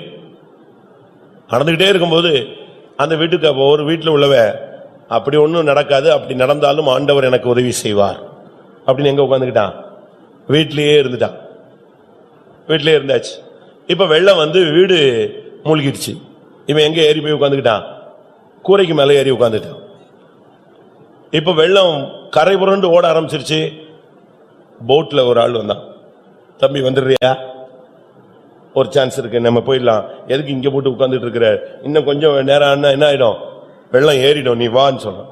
இல்ல இல்ல ஆண்டவர் பாத்துக்குவாரு, நீ போன்னு சொல்லிட்டான். கொஞ்ச நேரத்துல ஹெலிகாப்டர் வந்துச்சு. இவன் தத்தளிச்சுக்கிட்டு இருக்கிறத பார்த்துட்டு இவனை கூப்பிடுறதுக்கு இவன் சொன்னா இல்ல இல்ல ஆண்டவர் ஒருவர், நீங்க போங்கட்டான். போயிடுச்சு. கொஞ்ச நேரத்துல வெள்ளம் வந்துச்சு, தண்ணியில மூழ்கி செத்து போயிட்டான். முடிஞ்சு போச்சு, அவன் கதை முடிஞ்சிருச்சு. இப்ப மேல போய் நிக்கிறான், எங்க பரலோகத்துல. நீ என்ன செத்து போயிட்டியா, இங்க வந்துட்ட அப்படின்னு கேட்டாராம். நான் எவ்வளவு நேரம் காத்திருந்தேன் தெரியுமா உங்களுக்காக. யார்ட்ட? ஆண்டவர்ட்ட சொல்றான். நான் நீங்க வருவீங்க நான் வெயிட் பண்ணிக்கிட்டே இருந்தேன் சுவாமி, கடைசி வரைக்கும். வெள்ளத்துல முங்கி தண்ணில அடிச்சு என் ஜீவன் உருண்டு போகும்போது கூட நீங்க வருவீங்கன்னு பார்த்தேன், நீங்க வரவே இல்லைன்னு. யாரு? நான் வரலையா? நானும் உன்னுடைய கூக்குரலின் சத்தத்தை கேட்டு நான் 3 ட்ரிப் உனக்கு உதவி செய்யறதுக்கு ஏற்பாடு பண்ணனே அப்படின்னாரா. எங்க ஏற்பாடு பண்ணிரு? ஃபர்ஸ்ட் ஒருத்தன் உன் வீட்டுல வந்து சொல்லிருப்பான், வெள்ளம் வருது ஓடிடுன்னு சொன்னானா? ஆமா சொன்னான். நீ ஓடி இருக்க வேண்டியதானே, நான் தான் ஆள் அனுப்புனேன். 2வது ஒரு போட் அனுப்புனே, அதுல நீ வரலையான்னு கேட்டாராம். நீங்க வருவீங்கன்னு பார்த்தேன். அப்படியா? திரும்ப ஹெலிகாப்டருக்கு ஏற்பாடு பண்ணனே, அதுவும் வரலையா? அப்படியா? நான் 3 தடவை உனக்கு உதவி செஞ்சேன், என்னுடைய பகுதியில தவறு இல்ல, நான் ஏதாவது ஒரு விதத்துல உனக்கு உதவி செய்ய வல்லவர். நீ அந்த சான்ஸ் நீ என்ன செய்யல, சரியான விதத்துல பயன்படுத்தல.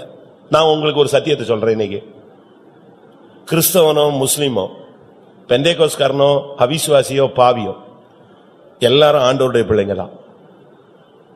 எல்லாரையும் அவர் ஒரே ரத்தத்தினால் தோன்ற பண்ணினார். எல்லாரும் அவருடைய சாயல் உள்ள பிள்ளைங்க. இன்னைக்கு அவங்க டைவர்ட் ஆயிட்டாங்க. ஆனா தேவன் ஒரு நீதி வச்சிருக்கிறார். என்ன நீதி? அவன் யாரா இருந்தாலும் வாழ்க்கையில அவன் செழிப்பா இருக்கிறதுக்கு ஒரு சான்ஸ் கொடுக்கிறார். நீங்க இந்த கான்செப்ட் உங்களுக்கு புரியுதான்னு பாருங்க.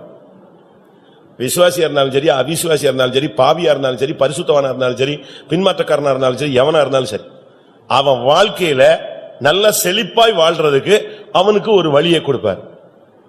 அத பாவி கரெக்டா பிக்கப் ஆயிட்டானா அவன் செழிப்பா பாவியாவே இருப்பான். அந்த செழிப்பு அவனுக்கு இருக்கும், நிச்சயமா இருக்கும். அதே இதை ஒரு பரிசுத்தவான் பிக்கப் பண்ணிட்டானா அவன் பரிசுத்தவானமா இருப்பான், நல்ல செழிப்புள்ளவனாயே இருப்பான். ஒரு முஸ்லிம் அதை பிக்கப் பண்ணிட்டானா அவன் கோடீஸ்வரனா வாழ்ந்துகிட்டே இருப்பான். ஏனென்றால் எல்லாருக்குமே ஏறி போகிறதுக்கு ஒரு வாய்ப்பை தேவன் என்ன செய்றாரு, கொடுக்கிறார். ஆனா ஒரு விசுவாசி அப்படி ஒரு வாய்ப்பை பயன்படுத்தாம ஸ்தோத்திரம் பண்ணிட்டு வேற எங்கிட்டாவது கவனத்தை செலுத்திட்டான்னா அந்த செழிப்பின் வாய்ப்பு அவனுக்கு என்ன செய்கிறது, தவறிவிடப்படுகிறது. அவன் கடைசி வரைக்கும் யார்தான்? பாப்பர் தான். கடைசி வரைக்கும் அவன் தரித்திரத்துல தான் ஓடிக்கிட்டு முட்டி முட்டி முட்டி தான் போகணும். அதனாலதான் நீங்க நினைப்பீங்க, பாருங்க ஆண்டவர் அறியாதவர்கள் செழிப்பாக இருக்கிறார்கள், அவன் பாவி துன்மார்க்கன் செழிப்பா இருக்கிறான், நாம் ஜெபிச்சுக்கிட்டே இருக்கிறேன், எனக்கு ஒண்ணுமே கிடைக்கல. நீ நல்லா உட்கார்ந்து வாழ்நாள அப்படியே ரிப்பீட் பண்ணி பாரு, என்ன நடந்துச்சுன்னு பாரு, எங்கெல்லாம் கர்த்தர் உனக்கு கை கொடுத்தாருன்னு பாரு, எங்கெல்லாம் கர்த்தர் உனக்கு கதவை திறந்து வச்சாருன்னு பாரு. நீ அந்த கதவுக்குள்ள போகல, நீ பூட்டி இருக்கிற கதவை போய் முட்டிக்கிட்டு இருந்த, கதவு திறந்து வச்ச கதவுக்குள்ள நீ என்ன செய்யல, போகல. உனக்காக வழிகளை திறந்து தேவன் காத்திருந்த நேரங்கள் உண்டு. தேவன் உனக்காக வழிகளை திறந்து தவம் இருந்த காலங்கள் உண்டு. நீ வந்துருவியா, ஆசீர்வதிச்சிட மாட்டோமா, இந்த சான்ஸ் அவன் பயன்படுத்திட மாட்டானா, இந்த விதத்துல அவன் டாப்புக்கு வந்துட மாட்டானா, இந்த தேசத்துல நான் அவனை உயர்த்த முடியாதா, தேவன் அதுக்காக டைம் உனக்கு கொடுத்துக்கிட்டே தான் இருக்கிறாரு. இந்த கான்செப்ட் கரெக்ட்னு சொல்றவங்க ஒரு அல்லேலூயா சொல்லுங்க பார்க்கலாம். பாதி பேருக்கு புரியல, பாதி பேருக்கு கொஞ்சம் புரிஞ்சுது. இப்ப யோசிக்கிறாங்க, நம்ம எங்கேயோ விட்டுட்டோம் போல் இருக்கு, மிஸ் பண்ணிட்டோமோ, அதான் இப்ப நம்ம எங்க உட்கார்ந்திருக்கோம், தடுமாறிட்டோமோ எங்க. உண்மையாக நம்முடைய விசுவாசிகள்ல 80% விட்டுட்டான். இதான் சத்தியம். தேவன் அவனுக்கு வச்ச ரூட்டை அவனால புரிஞ்சுக்கொள்ள முடியல, பகுத்தறிய முடியல. அதை கரெக்டா அவன் பயன்படுத்தி அவன் போயிருந்தான்னா இன்னைக்கு அவன் பரிசுத்தவனா இருப்பான். நம்ம சபையில இன்னைக்கு பெரிய பெரிய வசதி உள்ளவங்களா இருக்காங்க, சொல்லக்கூடாது. கப்பல்லாம் இருக்கு, ஆயில் கிணறுலாம் இருக்கு, அவங்க இன்னும் டெவலப் ஆகிட்டே போய்கிட்டே இருக்கான். நான் அவங்க வீட்டுக்கு போனேன், ஒரு வீட்டுக்கு. அங்க உள்ள போனா கதவு சும்மா நம்ம ஒண்ணுமே பண்ண வேண்டாம். நீங்க வாசல்ல போய் நின்னா போதும், கதவு தானா திறக்கும். மோட்டர்லயே திறக்கும்.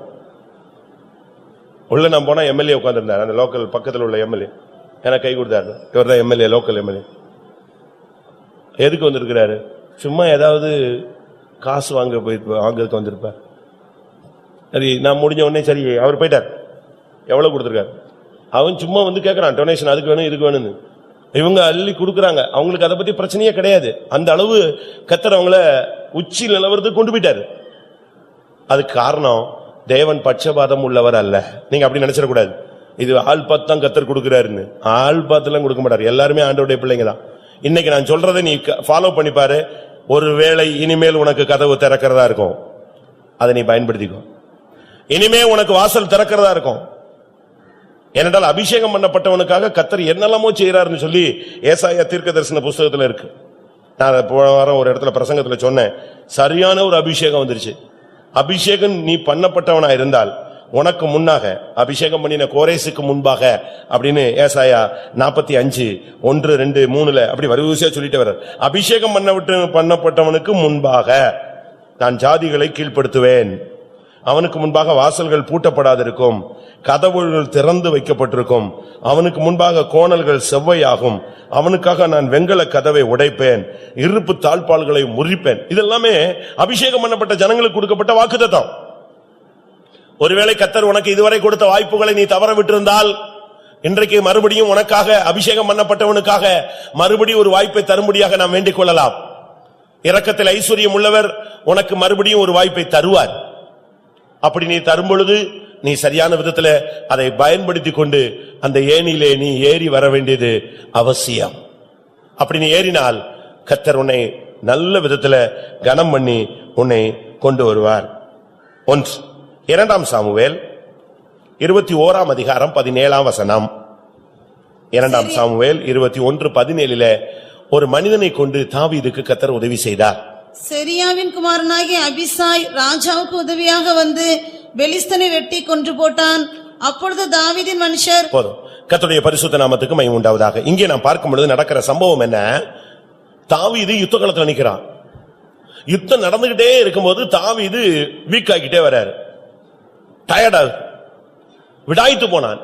ஆனா இந்த நேரத்துல ஒரு ராட்சச பிறவி இஸ்பிபினப்னு ஒரு ஆள், அவன் வந்து ஏற்கனவே ஒரு சபதம் போட்டான், இந்த யுத்தத்துல சான்ஸ் கிடைச்சா யார கொன்றணும்?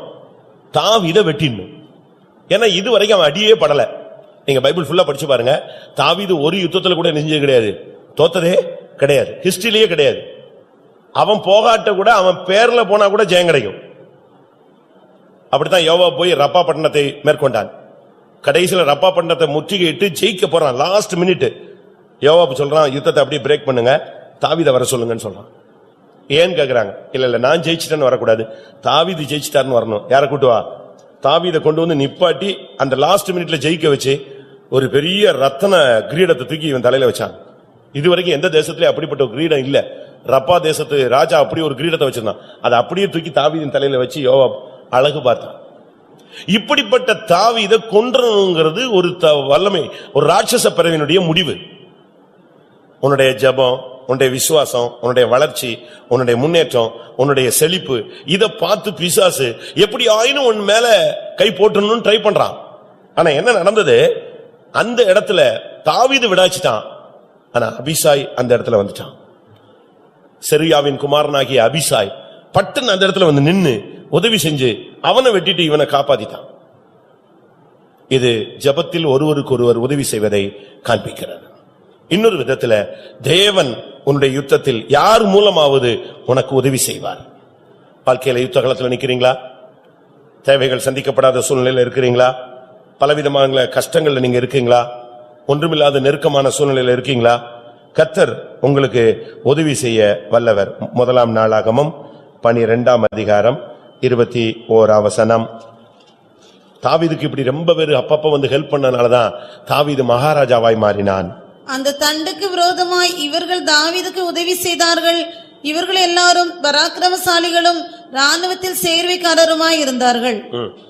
அக்காலத்திலே நாளுக்கு நாள் தாவீதுக்கு உதவி செய்யும் மனுஷர் அவனிடத்தில் வந்து சேர்ந்தபடியால் அவர்கள் தேவ சேனையைப் போல மகா சேனையானார்கள். இன்றைக்கு யாரும் உதவி செய்யலையே, எல்லாரும் கைவிரிச்சிட்டாங்களே, ஒதுங்கி போயிட்டாங்களே என்று ஒரு தவிப்போடு கேள்வியோடு வந்திருக்கிற அருமையான சகோதரனே சகோதரியே, கர்த்தர் இன்றைக்கு உனக்கு மனிதர்களை எழுப்பி மறுபடியும் உனக்கு உதவி செய்ய வல்லவராய் இருக்கிறார். அடைக்கப்பட்ட வாசல்களை கர்த்தர் திறந்து, எந்தெந்த மனுஷன் உனக்கு உதவி செய்யல நீ பயந்தையோ திகச்சையோ கைவிட்டுட்டாங்கன்னு சொன்னியோ, ஒன்று அவர்களை கொண்டே உதவி செய்வார், இல்லாவிட்டால் இன்னொரு பகுதியில ஒரு கூட்ட மனிதர்களை உன்னுடைய ஒத்தாசையாக தெய்வம் என்ன செய்வார், நிச்சயமாய் எழுப்பி தருவார். அதனால்தான் தாவீதுக்கு பாத்தீங்கன்னா, அவன் ஒரு சாதாரண மனுஷன். அவன் தன்னை அறிமுகப்படுத்தும் போது சொல்றான், இஸ்ரவேலிலே என்னுடைய கோத்திரம் ரொம்ப சின்னது, என் குடும்பம் ரொம்ப சின்னது, என்னைய போய் நீங்க ஏதாவது பண்ணிடாதீங்கன்னு தான் சொல்றான். ஆனா அவனை கர்த்தர் உயர்த்தி உயர்த்தி உயர்த்தி வரும்போது அவனுக்கு சப்போர்ட் உதவி செய்யறவங்க அதிகரிச்சுட்டாங்க. நீங்க பைபிள் நீங்க படிச்சு பாருங்க, நான் 1 நாளாகமத்துல நீங்க ஃபுல்லா போய் படிச்சு பாருங்க. அந்த 10ஆம் அதிகாரம் 11ஆம் அதிகாரத்தெல்லாம் வீட்டுல போய் டைம் இருந்தா படிச்சு பாருங்க. அதுல ஃபுல்லா ஒவ்வொரு கோத்திரத்திலும் எத்தனை பேர் இவனுக்கு லட்சக்கணக்கான ஜனங்கள் வந்து உதவி செஞ்சாங்கன்னு பைபிள்ல சொல்லியிருக்கு. ஒரு ஆள் அல்ல, 2 ஆள் அல்ல, கர்த்தர் உனக்கு நூற்றுக்கணக்கான ஆட்களை அனுப்பி தேவன் உனக்கு உதவி செய்யும்படியாக ஒரு கூட்டத்தையே கர்த்தர் எழுப்ப போகிறார். லூக்கா எழுதின சுவிசேஷம் 5ஆம் அதிகாரம் 7ஆம் வசனம். லூக்கா 5:7. அப்பொழுது மற்ற படவில் இருந்த கூட்டாளிகள் வந்து தங்களுக்கு உதவி செய்யும்படிக்கு சைகை காட்டினார்கள். அவர்கள் வந்து 2 படவுகளும் அமிழத்தக்கதாக நிரப்பினார்கள். இங்கே ஒரு வெறுமையின் நிலவரத்தை நீங்கள் துவக்கத்திலே பார்க்கலாம். பேதுரு மற்ற எல்லாரும் போய் படவுல மீன் பிடிக்க போயாச்சு. மீன் பிடிச்சிட்டு வந்தா வலையில மீன் இல்ல, வலை முழுசும் குப்பையும் வேற கிழிஞ்சு போன ஒரு நிலவரம் தான் காணப்பட்டது. வேற வழியே இல்லாம அவங்க வந்து வலையெல்லாம் விட்டுட்டு வலையை அலசி கொண்டிருந்தார்கள். இந்த நேரத்தில் இயேசு கிறிஸ்து அங்க வந்து ஆழத்துல போய் வலைய போடுனா அப்படின்னு சொன்னார். இதை கேட்ட உடனே அவன் சொல்றான், நைட்டு ஃபுல்லா ட்ரை பண்ணோம், ஒன்னும் கிடைக்கல, ஆனா நீங்க சொல்றதுனால போடுறோம் அப்படின்ட்டு உள்ள இறங்கினாங்க. இறங்கின உடனே நடந்தது என்ன, வலை கிளியத்தக்கதாக கர்த்தர் மீன்களை கொடுத்தார். அப்பொழுதுதான் இந்த இடத்துல சொல்றாங்க, கூட்டாளிகள் வந்து தங்களுக்கு உதவி செய்யும்படி சைகை காட்டினார்கள்.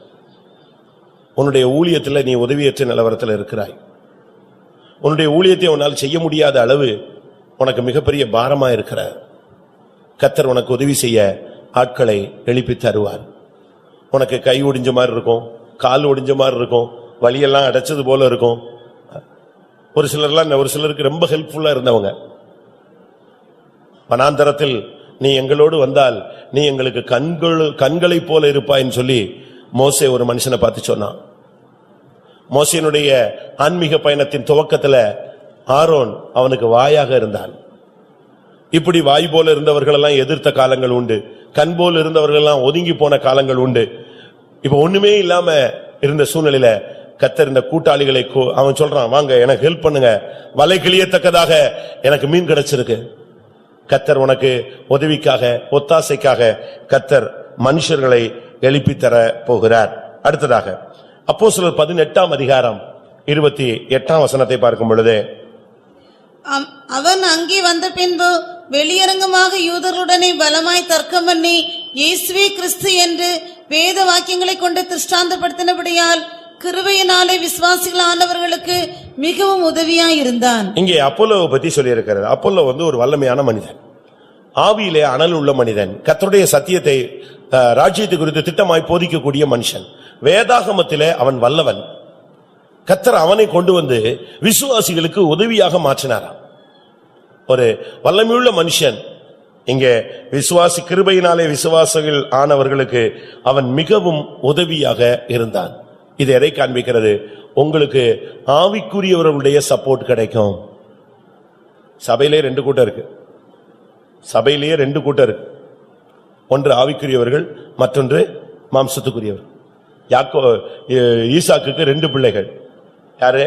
ஒன்று ஏசா, மற்றொன்று யாக்கோபு.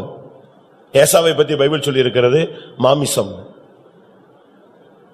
ஈசா யாக்கோபை குறித்து சொல்லி இருக்கிறது ஆவிக்குரியவன். கலாத்தியர் 4ஆம் அதிகாரத்தில் நீங்க இதை பார்க்க முடியும். இஸ்மவேலை குறித்தும் சொல்லி இருக்கிறது, ஈசாக்கை குறித்தும் சொல்லி இருக்கிறது. ஒருவன் ஆவியின்படி பிறந்தவன், ஒருவன் மாம்சத்தின்படி பிறந்தவன். அதுபோல சபைக்குள்ளேயே 2 கூட்டம் இருக்கு. நாம் எந்த கூட்டத்தை சேர்ந்த ஒண்ணு நாமே நிதானிக்க வேண்டிய ஒரு டைம். நாம் எப்படிப்பட்டவர்களாய் இருக்கிறோம்? கலாத்தியர் 4:23-24 பார்க்கலாம். ஒருவன் அடிமையானவிடத்தில் பிறந்தவன், ஒருவன் சுயாதீனம் உள்ளவிடத்தில் பிறந்தவன். அடிமையானவிடத்தில் பிறந்தவன் மாம்சத்தின்படி பிறந்தான், சுயாதீனம் உள்ளவிடத்தில் பிறந்தவன் வாக்குத்தத்தத்தின்படி பிறந்தான். இந்த சபையிலேயே மாம்சத்தின்படி பிறந்த ஒரு கூட்டம் இருக்கு, ஆவியின்படி பிறந்த ஒரு கூட்டம் இருக்கு. இந்த ரெண்டு கூட்டங்களிலே விசுவாசிகள் ஆனவர்களுக்கு மிகவும் உதவியா இருக்கிற ஒரு கூட்டம். இன்றிலிருந்து ஒருவேளை பரிசுத்தவான்கள் உங்களுக்கு உதவியா இருக்கலாம், இல்லாவிட்டால் கர்த்தர் ஆவிக்குரிய நல்ல ஜெப வீரர்களை உங்களுக்கு சப்போர்ட் கொண்டு வருவார். ஜெபிக்கிறவங்களை நீங்க உங்களுக்கு சப்போர்ட்டுக்கு வைங்க. நல்ல விசுவாச வீரர்களோடு பழகுங்கள், ஆவிக்குரிய சிந்தை உள்ளவர்களோடு பழகுங்கள், நல்ல ஒரு அபிஷேகம் உள்ளவர்களோடு நீங்கள் பழகுங்கள். அப்ப இன்னும் உங்களுக்கு ஒரு ஸ்டெப் போறதுக்கு உதவியா இருக்கும். நீங்க தடுமாறுறவங்க, இல்லாவிட்டால் பின்மாறி போனவர்கள், இல்லாவிட்டா மறுதலிக்கிறவர்கள், இவர்களோடு நீங்க என்ன செய்யக்கூடாது, சேர கூடாது. 1 கொரிந்தியர் 5ஆம் அதிகாரம் கடைசி 3 வசனங்கள்ல பாத்தீங்கன்னு சொன்னா, உலகத்திலிருந்து நம்ம வேறுபட்டுட்டோம். ஆனா அதே நேரத்துல சகோதரன் என்று சொல்லப்பட்ட ஒருவன் தவறான பாதையில காரியத்தில் இருந்தால் நீங்கள் அவர்களிடத்தில் எந்த விதத்திலும் கலந்திருக்க கூடாது என்று நான் உங்களுக்கு சொல்லுகிறேன் என்று பவுல் சொல்லுவதை நாம் வாசிக்க முடியும். ஆனா நாம் இந்த நாட்களில விசுவாசிகள் ஆனவர்களுக்கு மிகவும் உதவியான ஜனங்களை கர்த்தர் எழுப்ப போகிறார். உங்களுடைய விசுவாசத்தை இன்னும் அவங்க தூண்டி விடுவாங்க, உங்களுடைய ஊழியத்தின் தரிசனத்தை இன்னும் கொஞ்சம் தூண்டி விடுவாங்க. இன்னும் உங்களுக்கு ஜெபத்துல வேகம் கூடும், உங்களுடைய முழங்கால் அதிகரிக்கும். நீங்க அப்படிப்பட்ட ஆள்களோட தான் சேரணும். இந்த தோத்து போனவன் ஃபெயில் ஆன பையனை கேட்டா, ஏன்டா இப்படி ஃபெயில் ஆயிட்டானா, எங்க கிளாஸ்ல 18 பேர் ஃபெயிலுமா, அப்படித்தானே பேசுறான். அவன் உடனே அவனுக்கு லிஸ்ட் யாரு கூட தான் சேரும்.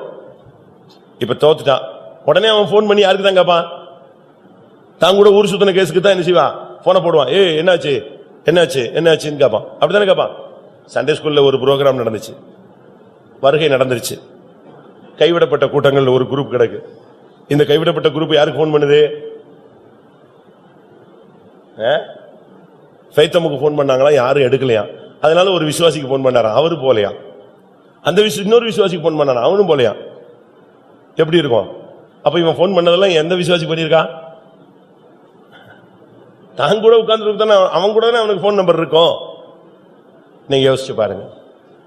கர்த்தர் இன்றைக்கு உங்களுக்கு ஆவிக்குரியவர்களை உதவிக்கு கொடுக்கிறார்.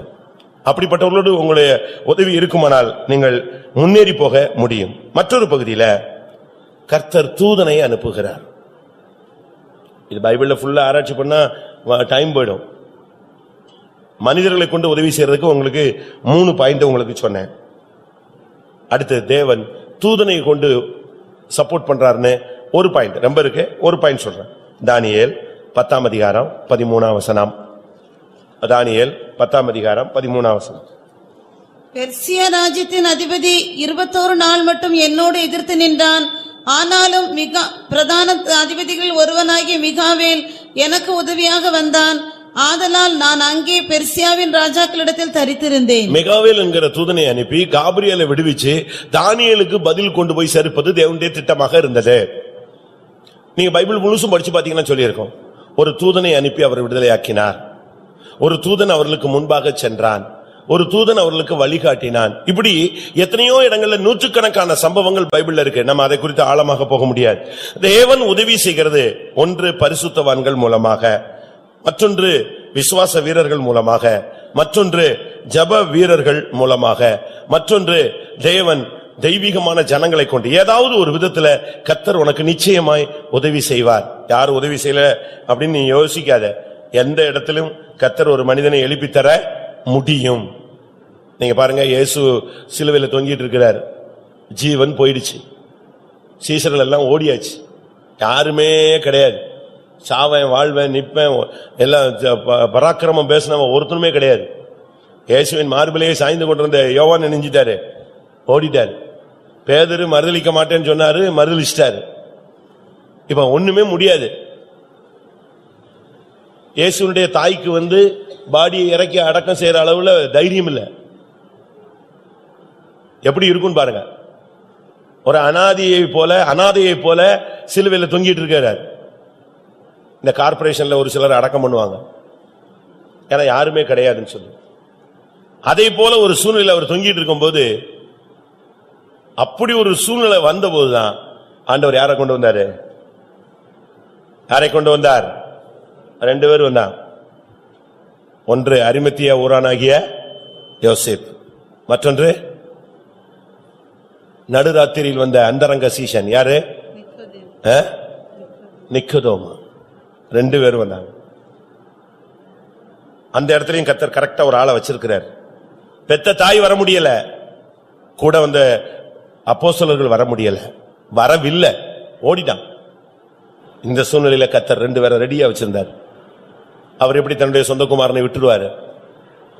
யோசேப்பு நேரா போய் பிலாத்துட்ட பேசினான். அது வரைக்கும் அந்தரங்கமாகவே இருந்த ஆளு இப்ப வெளியரங்கமா போய் கேட்கறான், பாடியை நான் இறக்கி அடக்கம் பண்றதுக்கு எனக்கு சான்ஸ் வேணும். அவன் ஆச்சரியப்பட்டான். சரி போன்னு சொல்லிட்டான். அனாதையா அவரை விட என்னால முடியாது, நான் கட்டாயம் நான் அடக்கம் பண்ணணும். அந்த இடத்துல கர்த்தர் அந்த அடக்கத்துக்கு 2 பேரை கொண்டு வந்தார். அம்மாவும் வரல, கூட இருந்தவன் ஒருத்தனும் வரல. யோசிச்சு பாரு, தேவன் எந்த இடத்திலும் உனக்கு உதவி செய்ய வல்லவர். அப்படினால ஆதரவு இல்ல, அனாதைன்னு நீ நினைக்காத. அந்த இடத்துலயும் கர்த்தர் உன்னை கைவிடாமல் அந்த இடத்துலயும் ஒரு நபரை உனக்கு என்ன செய்வார்? எழுப்பி தருவார். இதுவரைக்கும் நீங்க உதவி செய்யல, மனுஷன் உதவி செய்யல நினைக்காதீங்க. மனுஷன் உதவி செய்ய முடியலன்னா யார் உதவி செய்வார்? தேவனே உதவி செய்வார். பாஸ்டர் எஸ்பி ஏர்னஸ்ட் அவர்கள் பிரான்ஸ்ல ஊழியம் செய்யும் போது அவருக்கு ஸ்ட்ரோக் ஆயிடுச்சு, அட்டாக்.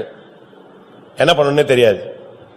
அவரால் தன்னை நிதானிக்க முடியல. இங்க மாதிரி வெளியே வந்தா 2 பேர் ஹெல்ப்புக்கும், கூட நடந்து போனா 3 பேர் சப்போர்ட்டுக்கும் ஆள்லாம் கிடையாது. ஃபாரின் போனா இவங்களே துணி துவைச்சுக்கணும், இவங்களே ரெடி பண்ணிக்கணும். மத்தியான சாப்பாடு வேணா கொடுப்பாங்க. மார்னிங் உனக்கு வேணும்னா நீயே போய் பிரெட்டை டோஸ்ட் பண்ணி சாப்பிட்டுக்கணும், அவ்வளவுதான். மற்றபடி உங்களுக்கு 3 நேரமும் அப்படி அழகா ட்ரை தூக்கிட்டுலாம் வருவாங்கலாம் நினைச்ச கூடாது, நினைக்க கூடாது. 2 பேர் ஹெல்ப்புக்கு வருவாங்கன்னு. இவர் பிரான்ஸ்ல இருக்கும்போது ஒரு நாள் ரூமை உள்ள பூட்டிட்டு பாத்ரூம் போயிட்ட இடத்துல அப்படியே ஹார்ட் ஃபெயிலியர் ஆயிடுச்சு. பாத்ரூம்ல இருந்து வெளியே வந்து அப்படியே விழுந்துட்டார். அது வரைக்கும் தான் அவருக்கு சுயநினைவு இருக்கு. யாரும் இவர் உள்ள விழுந்துட்டு தெரியாது, மயங்கிட்டாருன்னு தெரியாது, அப்செட் ஆயிட்ட கொலாப்ஸ் ஆயிட்டாருன்னு யாருக்குமே தெரியாது. ஆனா இவரை அழகா தூக்கி ஒரு ஆளு இவருடைய ட்ரெஸ் எல்லாம் மாத்தி, பனியன் எல்லாம் மாத்தி, அழகா அடுத்த ட்ரெஸ் போட்டு அழகா பெட்ல படுக்க வச்சு இவருக்கு ஹெல்ப் பண்ணி, இவருக்கு ஹார்ட் எல்லாம் நெஞ்செல்லாம் அழுத்தி கை காலெல்லாம் பிடிச்சு விட்டு அழகாக ரெஸ்ட் எடுக்க வச்சுட்டு போயிட்டாங்க. இவரு முழிச்சு பார்த்தாரு. கொஞ்ச நேரம் கழிச்சு அவருக்கு பல இறக்கவர் ஆயிட்டாரு. வெளியே வர்றாரு, அந்த மயக்க நிலையிலிருந்து வெளியே வர்றாரு.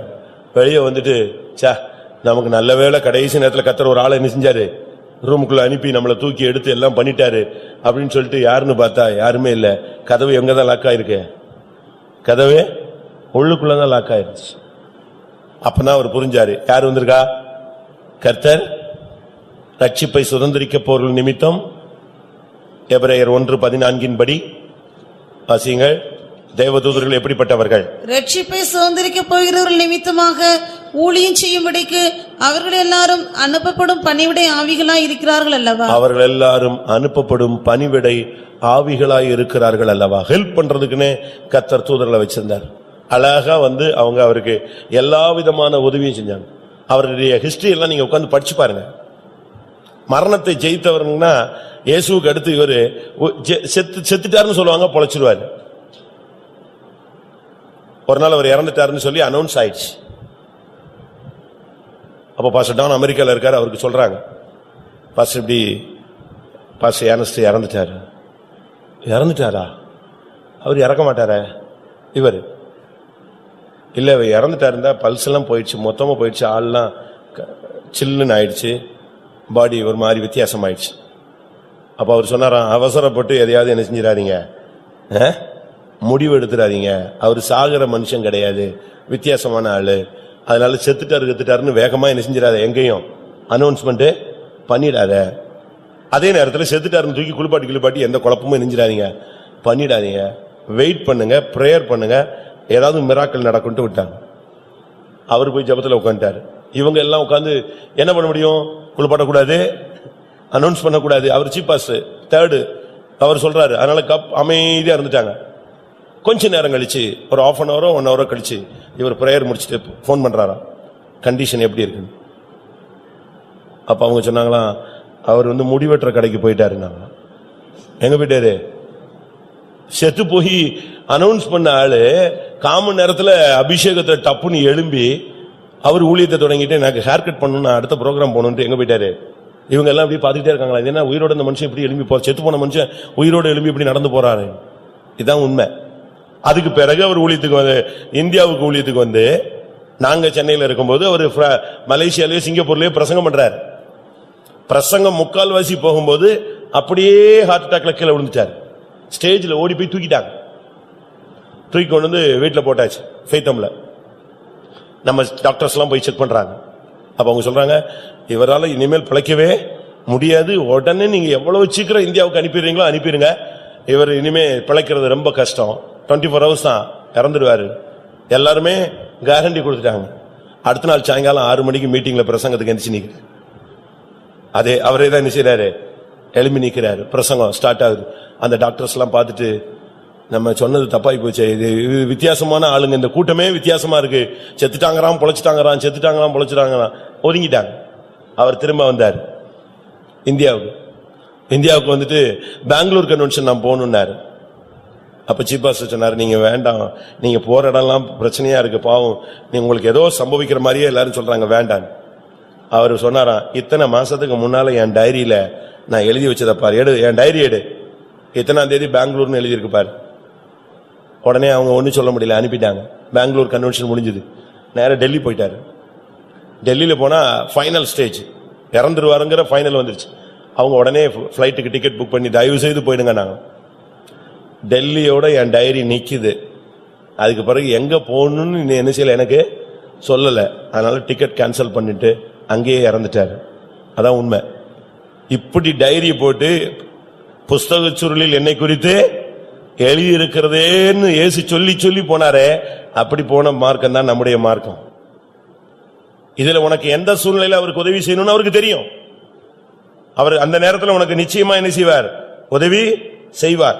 எபிரேயர் 2:16. தேவனே டைரக்டா உதவி செய்யற 2 காரியத்தை உங்களுக்கு சொல்றேன்.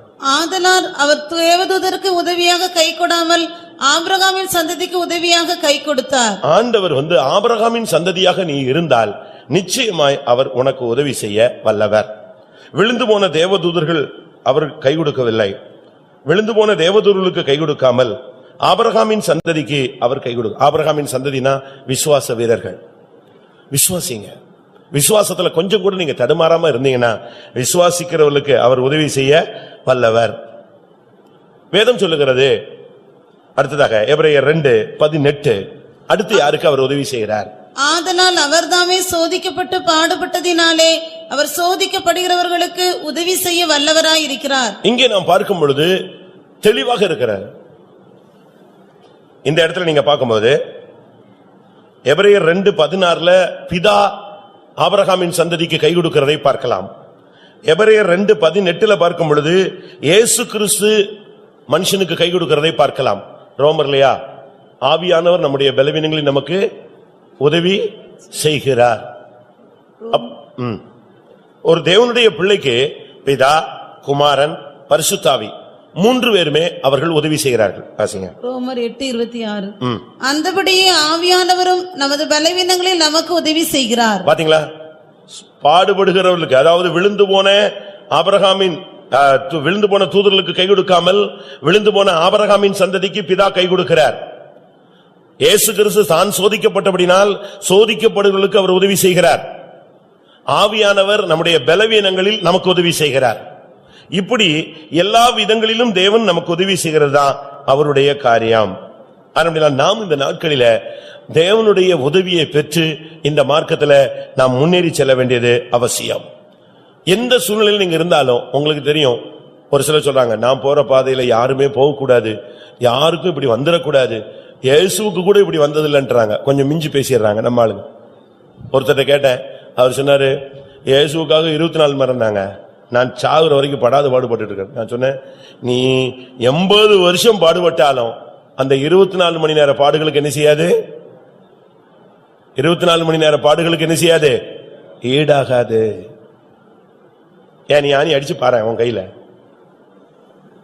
ஆணி அடிச்சு பாரு, கைகள்லயும் காலிலையும் கொஞ்சம் அடிச்சு பாரு, நீயே உன்னைய டெஸ்ட் பண்ணு. முடியுமா?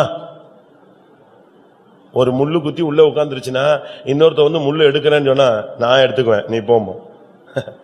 ஏன்னா இவன் வேற இடத்துல குத்திடுவானா, இவன் குத்தினா அது வலி வந்துடும், வலி வரும். இப்படி இருக்கிறமே ஆணி அடிச்சு பாருங்க, விழாவுல குத்தி பாரு, முள்ளு முடிய வச்சு பாரு, யோசிச்சு பாருங்க. ஆனா வேதம் சொல்லுகிறது அவர் எந்த சூழ்நிலையில் அகப்பட்டவனுக்கு உதவி செய்ய வல்லவர். கடைசியாக 2 நாளாகமம் 14:11, அவருக்கு அது லேசான காரியம். 2 நாளாகமம் 14:11.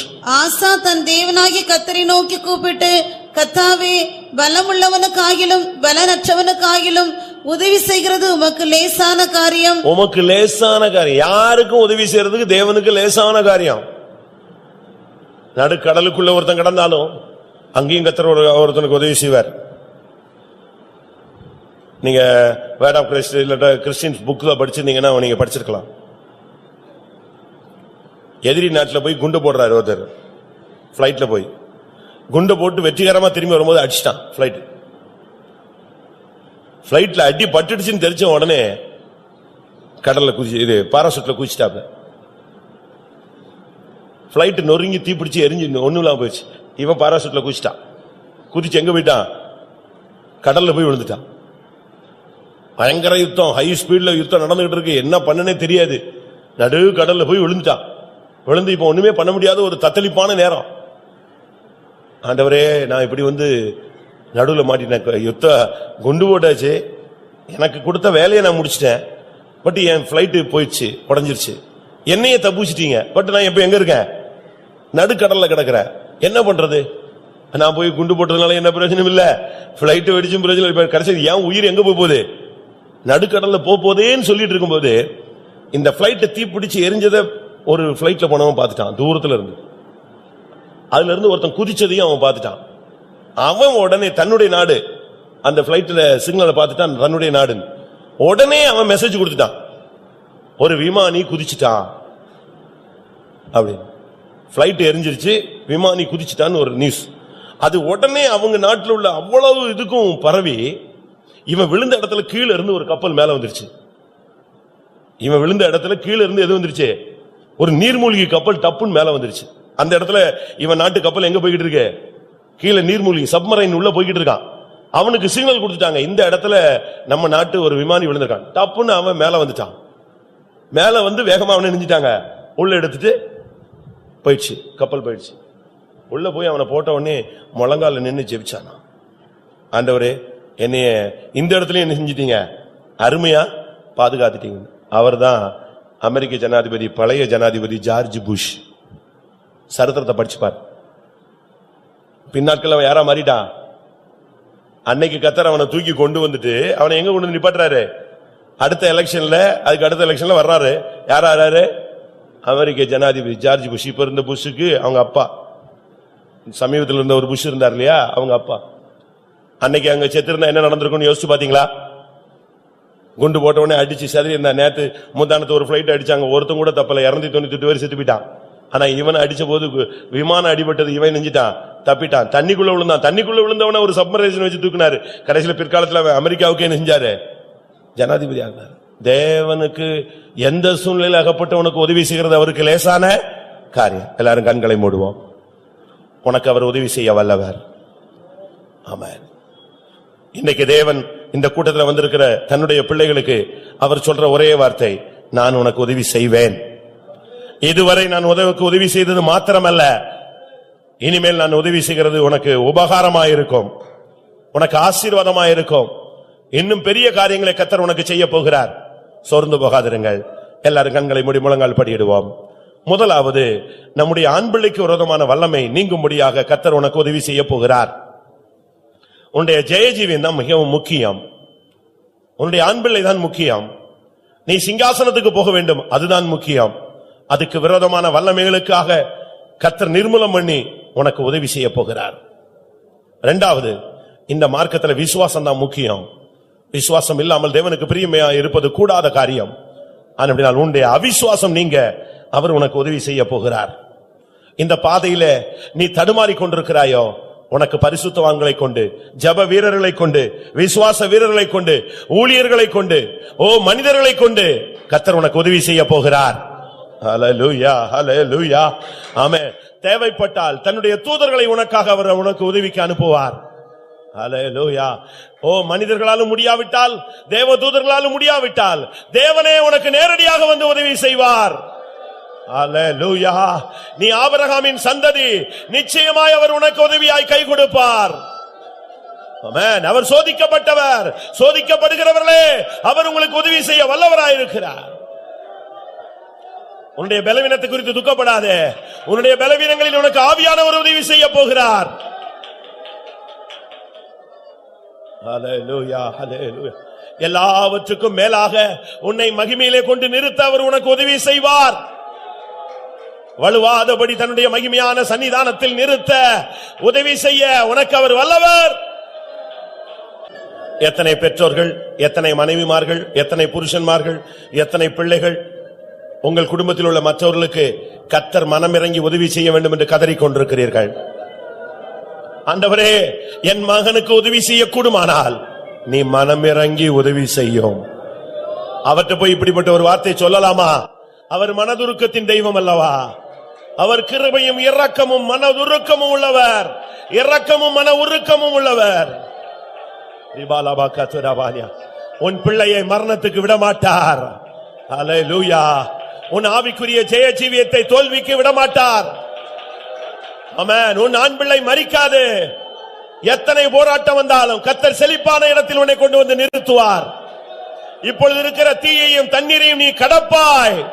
செழிப்பான இடத்தில் கர்த்தர் உன்னை கொண்டு வந்து நிறுத்துவார். எத்தனை பேர் ஆண்டவரே என் அவிசுவாசம் நீங்க உதவி செய்யும்னு கேட்க போறீங்க? எனக்கு அது ஒரு முக்கியமான ஜெபம். பிரியமானவர்களே, நம்ம விசுவாசிகள் எல்லாம் விசுவாசிகளாய் மாறணும்.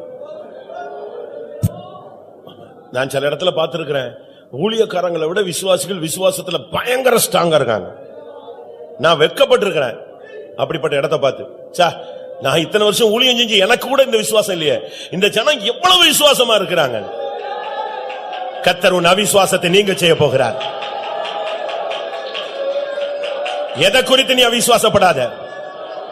ஹல்லேலூயா. தேவனை மகிமைப்படுத்தி விசுவாசத்தில் வல்லவனாய் மாறுவாயாக. கர்த்தர் உன் வாழ்க்கையில உள்ள போராட்டங்கள் மத்தியில உனக்கு அபிசாயை எழுப்பி தருவார்.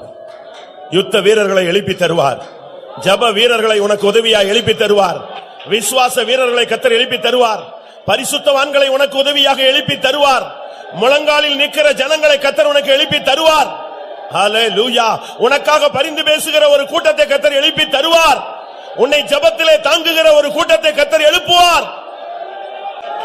ஹல்லேலூயா, ஹல்லேலூயா, ஹல்லேலூயா, ஹல்லேலூயா.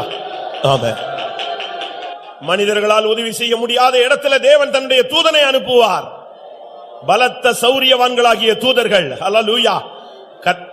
பைபிள்ல சொல்லியிருக்கு, கர்த்தரிடத்துல ஒரு திராணி உள்ளவன் இருக்கிறான்.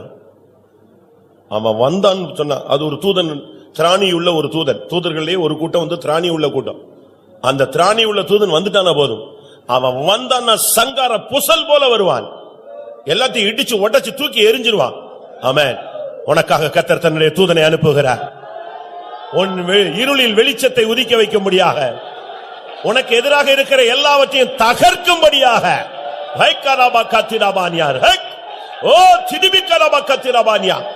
ஒருவேளை உனக்கு மனிதர்கள் உதவி செய்ய கூடாமல் போயிருக்கலாம். இன்னைக்கு நீ உன் கைகளை உயர்த்து. ஆமென். இந்த கூட்டத்தில் கர்த்தர் ஆபிரகாமின் சந்ததியாகிய உனக்கு உதவியாக அவர் உனக்கு கை கொடுக்க போகிறார். ஒரு கிணத்துல ஒரு பையன் விழுந்துட்டான். அவனை தூக்குறதுக்கு கயிறு உள்ள விட்டாங்க. தம்பி, இந்த கயிறை பிடிச்சுக்கோ இல்ல கட்டிக்கோ, உன்னை தூக்கிடுறோம். நாங்க இவன் மேல பார்த்தான். தூக்கிடுவீங்களா? இந்த கயிறு கட்டினா என்னை தூக்கிடுவீங்களான்னு கேட்டான். ஏன்டா சந்தேகப்படுற? நாங்க உங்களை தூக்கிடுறோம். நான் இல்ல, எனக்கு பயமா இருக்கு, எங்க அப்பாவை கூட்டுவாங்க. எங்க அப்பாவை கூட்டுவாங்க. உடனே அவங்க நினைச்சாங்க, ஒருவேளை அவங்க அப்பா நல்ல பலசாலியா இருப்பார் போட்டிருக்காரு, அதனால பையன் அப்பாவை கொண்டு வர சொல்றாருன்னு அப்பாவை போய் கூட்டு வந்தாங்க. அவரை பார்த்தா ஒரு நோஞ்சான், பாவப்பட்ட மனுஷன். உன் பையன் விழுந்துட்டான். ஐயோ, என் பையனா விழுந்துட்டான். ஓடியே வந்தார். வந்த உடனே அவர் சொன்னார், தம்பி நான் அப்பா வந்துட்டேன். நான் அப்பா வந்துட்டீங்களா அப்படின்னு. இப்ப தூக்க சொன்னான். தூக்கி வெளியே விட்டுட்டு கேட்டாங்க, என்ன அது, நாங்கெல்லாம் உன்னை தூக்குறோம்னு சொன்னோம், நீ நம்பல, உங்க அப்பா வந்த உடனே சரின்ட்ட உங்க அப்பாவை தூக்கி விட்டாருன்னு. அப்ப அவன் சொன்னானா, நீங்க என்னதான் இருந்தாலும், நீங்க எவ்வளவுதான் நீங்க தூக்கி விட்டாலும், ஒருவேளை நீங்க விட்டுட்டீங்கனாலும், எங்க அப்பா நோஞ்சான மாதிரி இருந்தாலும் விடவே மாட்டாரு, உயிரை கூட கொடுப்பாரே தவிர என்னைய விட்டுட்டு அவர் போக மாட்டாருன்னு சொன்னான். ஆமென். உன்னுடைய தகப்பன் பலசாலி, சர்வ வல்லவர், நித்தியானந்த தேவன், ஏக சக்கராதிபதி, சர்வ வல்லமையுள்ள தேவன். ஆமென். நீ ஆராதிக்கிற தேவன் ஜீவனுள்ள தேவன். ஆமென். அவர் உனக்கு உதவியாய் கை கொடுக்கிற தெய்வம். ஹல்லேலூயா. அவர் சோதிக்கப்பட்டவர்களுக்கு உதவி செய்ய வல்லவர். உன்னுடைய பலவீனங்களில் அபிஷேகம் உதவி செய்யும்.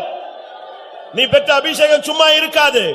நீ பெற்ற அபிஷேகம் உன்னுடைய பலவீனங்களில் உதவி செய்து உன்னை மனவாட்டியாய் மாற்றும். ஹல்லேலூயா, ஹல்லேலூயா, ஹல்லேலூயா. அவிசுவாசத்தின் ஆவி விலகிக் கொண்டிருக்கிறது. கர்த்தர் விசுவாசத்தின் ஆவியை உனக்கு தருகிறார். ஹல்லேலூயா. உன் அவிசுவாசம் நீங்கும்படி கர்த்தர் உனக்கு உதவி செய்து கொண்டிருக்கிறார். ஆமென். தேவனை விசுவாசிப்பாயாக. வாயை திறந்து அறிக்கையிடு. ஹல்லேலூயா. உன்னுடைய விசுவாசத்தை வாயை திறந்து அறிக்கையிடு. ஹல்லேலூயா. ஓ ரபகதி ரபகதி பிகரபகதி ரபகதி ரமன். ஹல்லேலூயா, ஹல்லேலூயா. ஆண்டவரே, ஆமென். கர்த்தர் உன்னை குறித்து ஒரு பெரிய நோக்கம் வைத்திருக்கிறார். அது மாறாதது, மாற்றம் இல்லாதது. அதை பிசாசு மாற்ற முடியாது. தேவன் ஒருபோதும் மாற்ற மாட்டார். அவர் செய்ய நினைத்தது ஒருபோதும் தடைபடாது. முழு உலகமும் எதிர்த்து நின்றாலும் அதை தடைபடாது. தேவன் உன்னை உயர்த்த சித்தமானால் யார் உன்னை தாழ்த்த முடியும்? தேவன் உன்னை சுகமாக்க சித்தம் கொண்டால் யார் உன்னை வியாதிப்படுத்த முடியும்? தேவன் உன்னை விடுதலையாக்க சித்தம் கொண்டால் யார் உன்னை கட்ட முடியும்? ஹல்லேலூயா, ஹல்லேலூயா,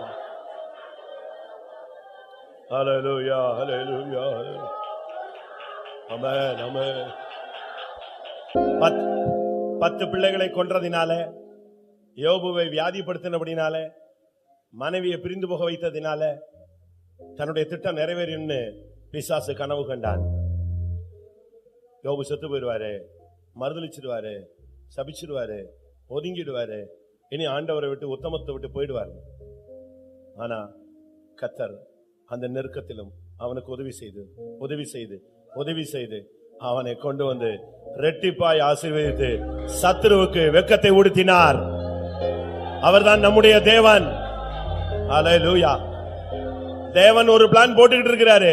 ஆனா சத்துரு அதை உடைக்கிறதுக்கு பார்க்கிறான். தேவனுடைய திட்டத்தை யாரால் மாற்ற முடியும்? ஹல்லேலூயா, ஹல்லேலூயா, ஹல்லேலூயா. தேவன் செய்ய நினைத்ததை ஒருவரும் தடுக்க முடியாது. ஆமென். அவர் எல்லாவற்றையும் செய்து முடித்திருக்கிறார். உன்னை குப்பையிலிருந்து தூக்கினவர் உன்னை சிங்காசனம் வரை கொண்டு போவார். உன்னை புழுதியிலிருந்து தூக்கினவர் உன்னை மகிமையான பிரபுக்களோடு உட்கார வைப்பார். ஹல்லேலூயா.